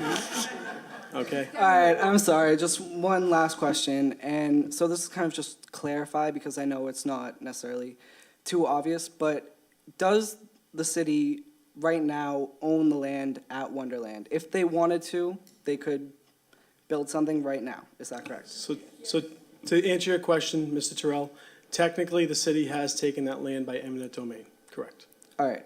So even if we do not build the high school here, there's still the chance that this lawsuit goes through and the city has to pay? Yes. Yes. So, They can refuse to take the land back, correct. Yeah. So I feel like the risk has already been taken and there's not much risk more to take. Get out of here.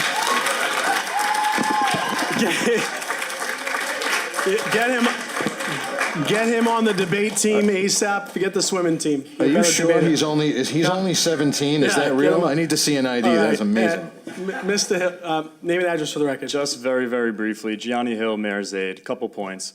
Councilor Silvestri, you mentioned, a lot of units on that site. Just for context for all of you, on 1.6 acres of land at 650 Ocean Ave, 230 units were built. What can you do with the rest of that acreage? I don't know, I'm just throwing it out there for all of you.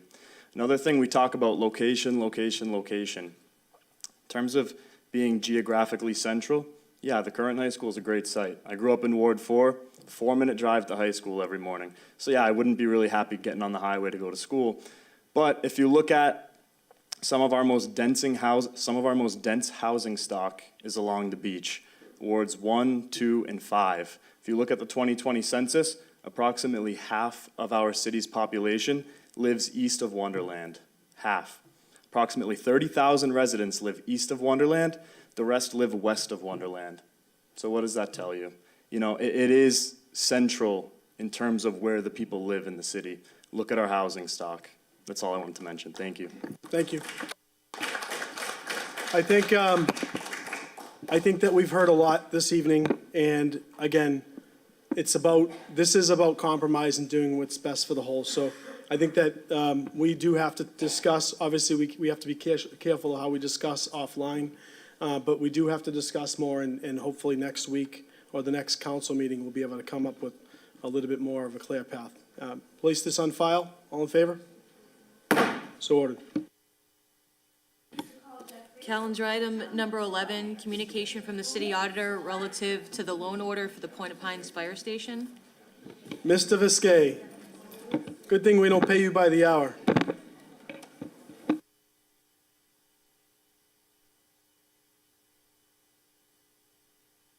Sure, let's just put a 1 minute recess. Everyone stay seated. 1 minute recess.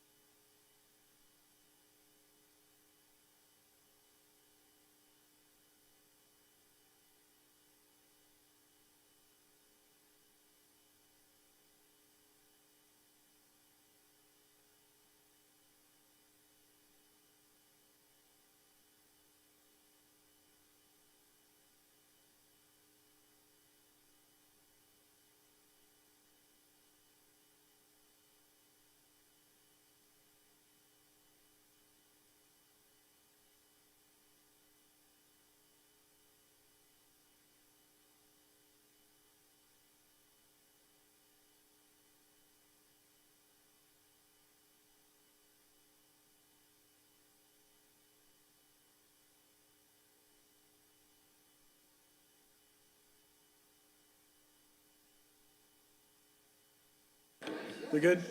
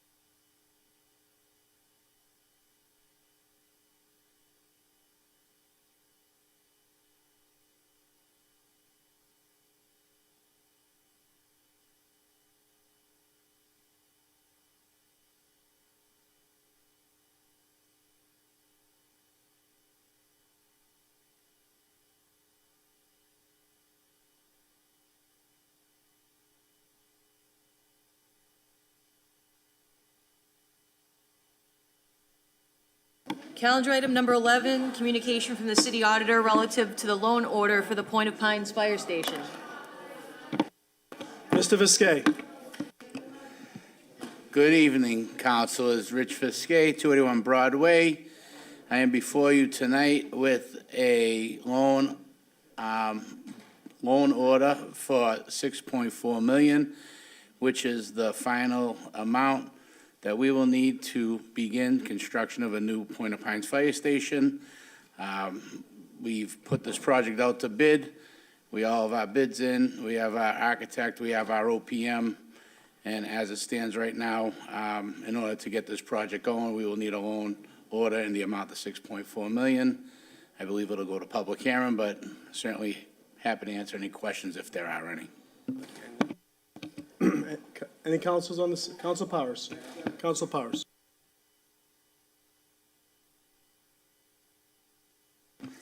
It includes everything that is listed by the OPM as far as what all the bids came in at, all contingencies. So yes, I would say it contains everything. This is the entire project as bid out by the purchasing agent and the OPM, yes.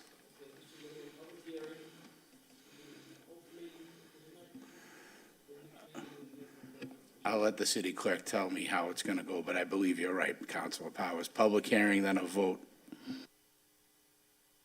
Thank you, Councilor. Any other councilors? So this is going to be ordered to a public hearing for further discussion. All in favor? All in favor? So ordered. Calendar item number 12, communication from the city auditor relative to the enhanced COLA for retirees.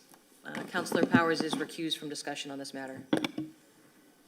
Mr. President, before we begin, I'd like through you to the clerk, if you are a member or are participating in the retirement system, is it allowable to participate in these discussions?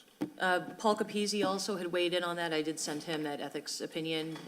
It's people who are currently receiving retirement benefits. Just people that are receiving retirement benefits? Okay. Yeah, that's what Paul had clarified.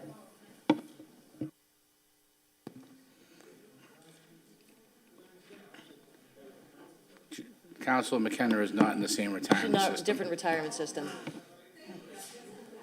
Does any councils need to recuse themselves? Any councils need to recuse themselves in this? Councilor Powers, do you know any councils need to recuse? Are you? With the retirement board today, that Councilor Powers would be the only individual Okay, so that Councilor Powers, you wish to receiving recuse? retirement benefits. Okay, Councilor Powers wishes to recuse. Move forward. Sure. So, as you may know, the state legislator had allowed local retirement boards to offer a COLA over 3%, considering the cost of inflation and the CPI index that has risen up. So that vote came before the retirement board, which I'm the chairman of the retirement board. We voted unanimously to support a COLA of 5% on the first $13,000 of all of the retirees' pensions. That vote by the retirement board needs to be confirmed by this body, the city council, and I stand here as the chairman of the retirement board and also as the CFO of the city to encourage you to vote favorably for the COLA for the retirees to help keep their pension consistent with the cost of inflation as best we could, and we're not allowed to go to more than 5%. However, this body should know that PERAC has given us an estimate that this would cost us approximately $1.3 million over the life of this vote because this COLA is on the first $13,000, but then that'll compound over the life of everybody's pension. So just so everybody knows, it is projected that this will add $1.3 million onto the unfunded liability of the pension. However, we still think that it is a valuable and worthwhile vote for the retirees. So happy to answer any questions on that. Thank you very much. Thank you. Any councilors? Any councilors? No? Okay. This is also going to be referred to this is a roll call vote. Councilor Powers is recused. Madam Clerk? And I'm recused. And Councilor Sereno is recused. McKenna is in a different retirement system. Just in case it's not clear, and I think Councilor Rizzo asked a question, we did check with the city solicitor, and we did reference a earlier ethics vote that says this only affects retirees, so active members can certainly vote on this motion. Oh, I'm sorry. I guess if you have an immediate family member, you may also want to consider not voting, but we are hoping that we don't have to use the rules of necessity, but I believe we're in the clear. Okay. All right. Thank you. Anyway, Let I'm Madam playing Clerk lawyer cut here. this. Sorry. Roll call, Madam Clerk. Shall the city council approve an enhanced COLA for all retirees from 3% to 5% on the first $13,000 of an eligible retiree's retirement allowance? Councilor Cogliandro? Yes.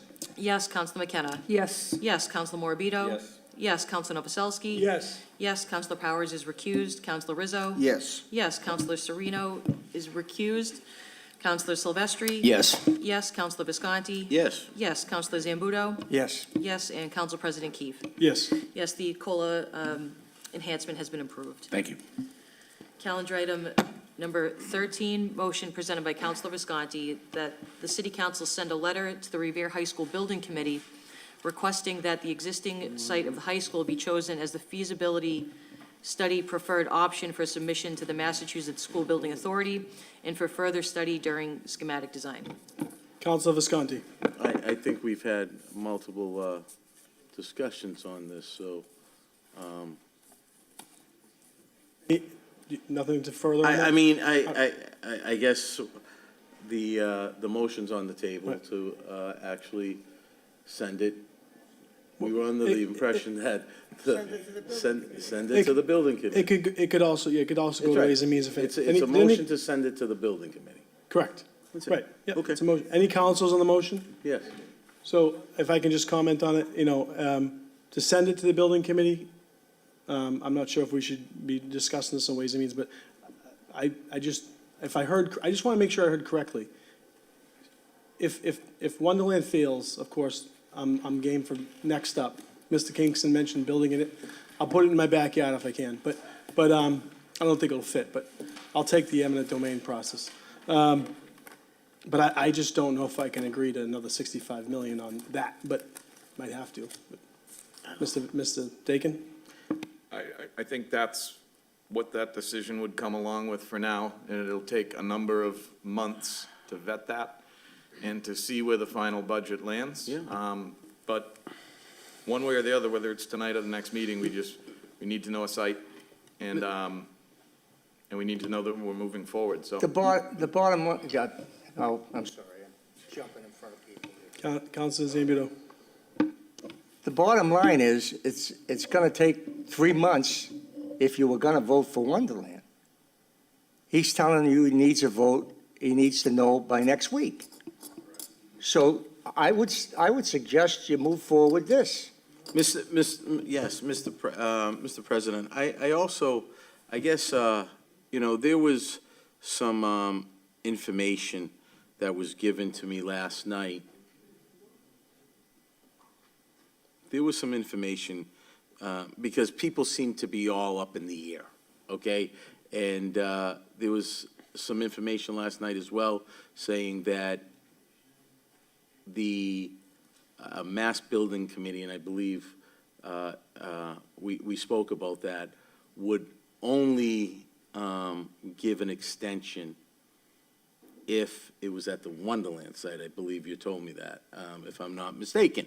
Now, with that being said, so after the discussion you and I had, because you brought that to my attention last night, I took the liberty of talking to our state delegation, and to actually have him make a phone call to Mr. Jack Clark. And I have Mr. Representative Turco's response regarding this, and I'd like to read it on the record. It says, to clarify some things. In a telephone conversation of the morning and a follow-up electronic mail message, you requested that I inquire about the Mass School Building Authority and if the city of Revere were to begin a new schematic design process at the existing high school site, rather than the old Wonderland site, would the city of Revere be knocked out of the queue with the MSBA? In response to your inquiry, earlier today, I spoke with Mr. Jack McCarthy, Deputy Chief Executive Officer, Executive Director.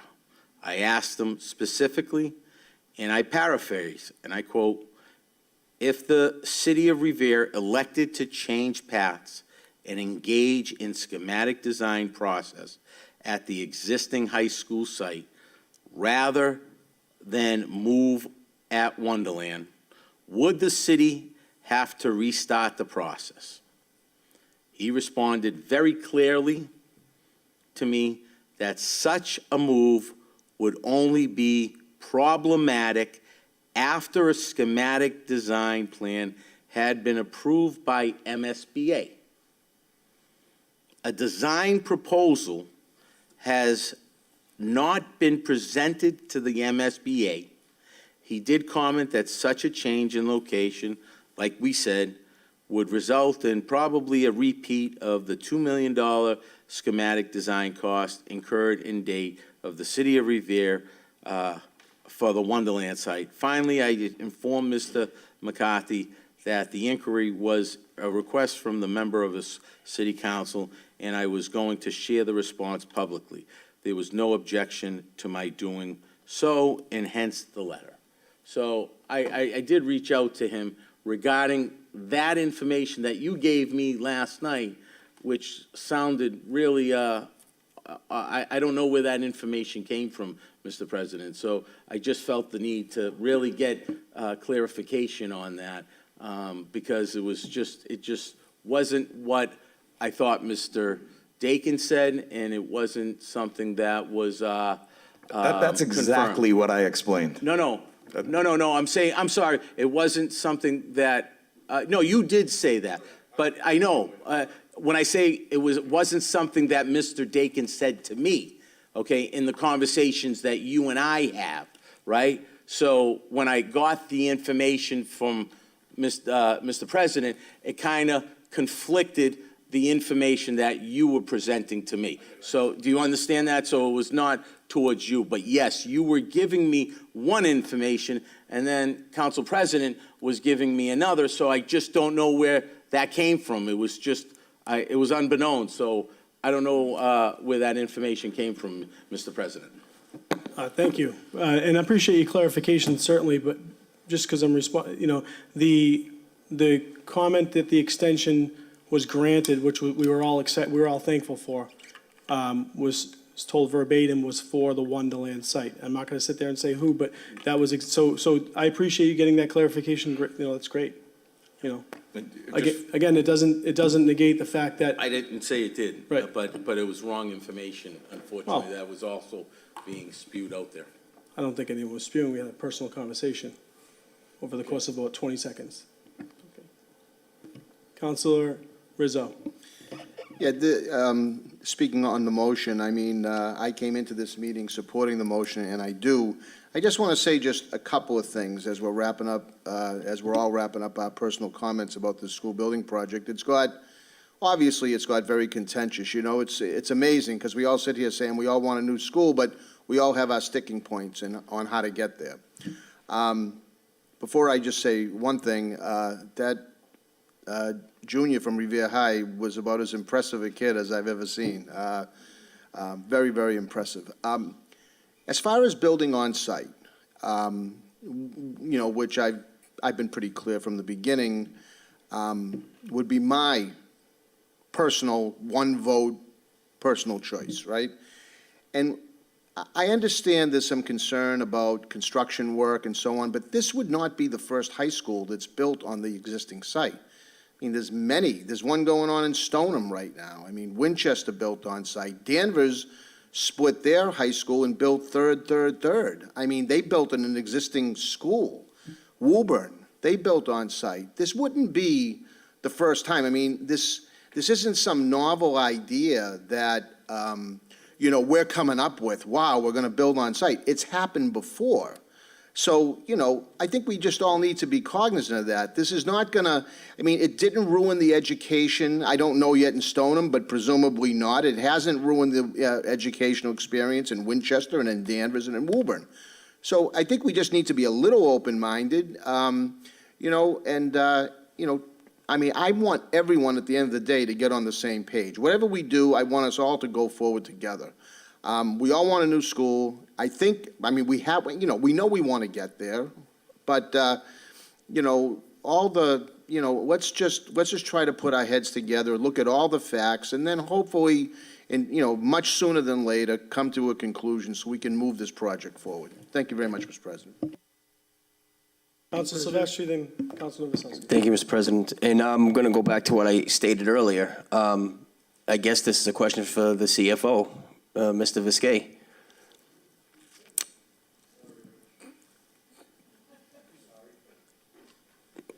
We were just told that existing site would be close to $70 million more than the Wonderland site. Can you stand before us tonight and tell us that we can ultimately afford to add $66 million, because that's what we were all concerned about? And if we're going to add money onto a price tag, we can't sit here and say it's solely about a financial decision, because at that point it seems to me that if we're adding money to pay a bill, and it's okay to do it in one place, but it's going to cost less money to do the other, and possibly more money than we baked in to get it done on the cost of the land. How are we all going to sit here and make a decision tonight? I think this should be going into committee before being taken up in a vote. Thank you, Council. Councilor Novoselsky. Thank you, Mr. Councilor President. Powers, and then Councilor Visconti. Thank you, Mr. President. With all due respect to Councilor Rizzo and Stoneham and Arlington and all those other schools, I've been to those locations, and they have twice as much space to deal with. And that's what they had to do. So they could work around what they had. To Mr. Dakin, through you, Mr. President, do we have an actual schematic of the current site based on the numbers that you provided? No, that's based on No plan? much earlier PSR and PDP phase, the pre-schematic basic site plans, basic floor plans, is what those numbers are based And on. understanding what Carol Ty said, where the fields are, there used to be an old clay pit. I remember that clay pit. And that goes down 50 feet. And it's going to sink if you put a lot of weight on it. I don't care what kind of architectural design you have to hold things up. It's going to sink, just like the old Garfield sank. So, I can't see moving it to the current location. Thank you. Mr. President, just a quick point of information, only because Councilor Novoselsky was responding to me. If this project is going to sink, then it should have never, ever been an option on the table. This option was on the table that was up for consideration. So if it's something that can't be sustained, then why was it even shown to us? It can be solved with engineering and money. Okay, simple enough. Thank you. Thank you. Councilor Zambudo. Again, with all due respect to my colleague, you put the money from the tax revenue back on the tax roll. That's how you can sustain more money at the original site, because now you have a revenue source. Thank you, Councilor. Councilor Silvestri. I'd like CFO Viscay an opportunity to answer the question I asked about the financial risk, I guess, with adding $70 million. And I get it, we leave the tax rolls the way they are, but there's nothing on that to pay for tax rolls currently. And if it takes 10, 20 years down the road for it to happen, it's still not solving our problem for I guess, the 4-year window or the 6-year window that we had in question. Because after 2030, it was easy. We were just going to be able to afford it, and we wouldn't have to worry about any of that situation. Right? Am I understanding that at all? Right? Yeah, it's a complicated answer because, when I come before you and I try to show everybody that this is affordable, there's a lot of assumptions being made now to answer your question, if it adds $70 million, are we able to afford it? Well, that depends on a lot of things. As Councilor Zambudo said, that revenue that may be generated from Wonderland, when that comes on, certainly could help pay for some of that. It sounds like there will be a delay. The $70 million, I believe, comes with the fact that there will be delays and estimated rise in costs of that construction. However, sometimes those delays allow for those tax dollars to catch up in the development. But again, the recession could stall development. So it's, you know, it's tricky to come up here and try to convince everybody that this is a slam dunk because it's a giant project with no override. But there's so many factors to be considered, and that's part of the difficulty coming up here and saying, we want these numbers now. We want you to tell us exactly right now that we can do this. And we're talking about when this comes on the tax rolls, we're talking 6, 7 years out. So who knows who's even going to be here? But I'll do my best. Whatever scenario comes up, whatever the timeline is, whatever the costs are, my goal here is to try to build a high school for the city of Revere. And every time there's a gyration or a new set of facts or a new number, I'm going to go back to the drawing board and start plugging numbers and trying to make it a reality. And I hate to put this on you, Mr. Viskey, but I guess in your professional opinion, would it behoove us as a council to vote on this right now to move a schematic design back to the existing site, or should we take it to committee and at least speak on this a little bit more? Because I think that's the logical answer here. Mr. President, if it's the will of the council, okay, to put this in committee, there's no objection on my behalf. That's number one. Number two is when you bring us forth the numbers, okay? I only ask that you bring us the numbers if we're going on a worst-case scenario with the existing high school site. I ask you to bring us, and we don't have to discuss that, but I think we should go on maybe worst-case scenario or close to worst-case scenario on the eminent domain. And I think we should try to do something that is comparable.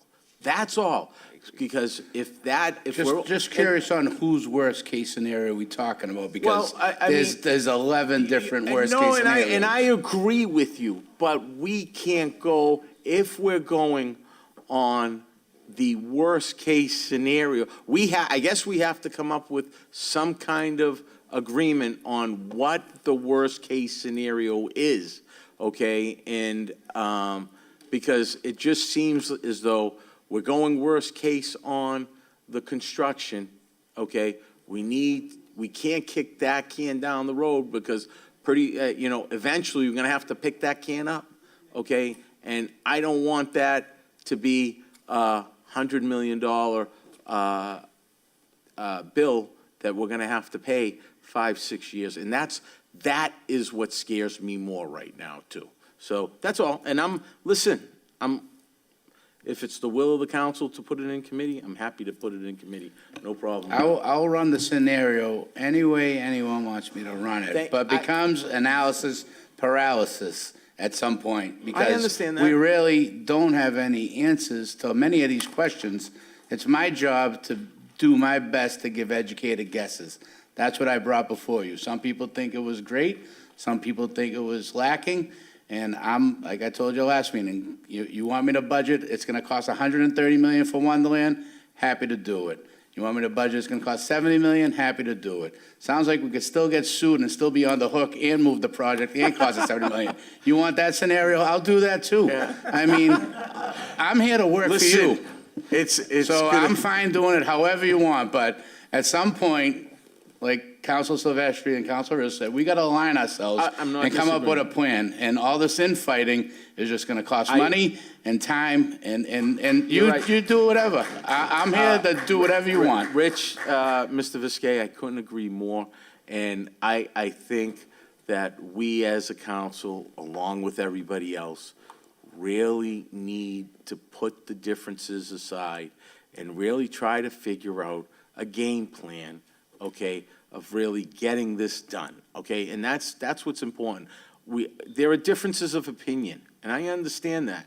and I respect everybody's opinion. And I think we need to respect each other's opinions and try to put those things aside and come up collectively with something that's going to be best for the city. That's it. It's been a long night.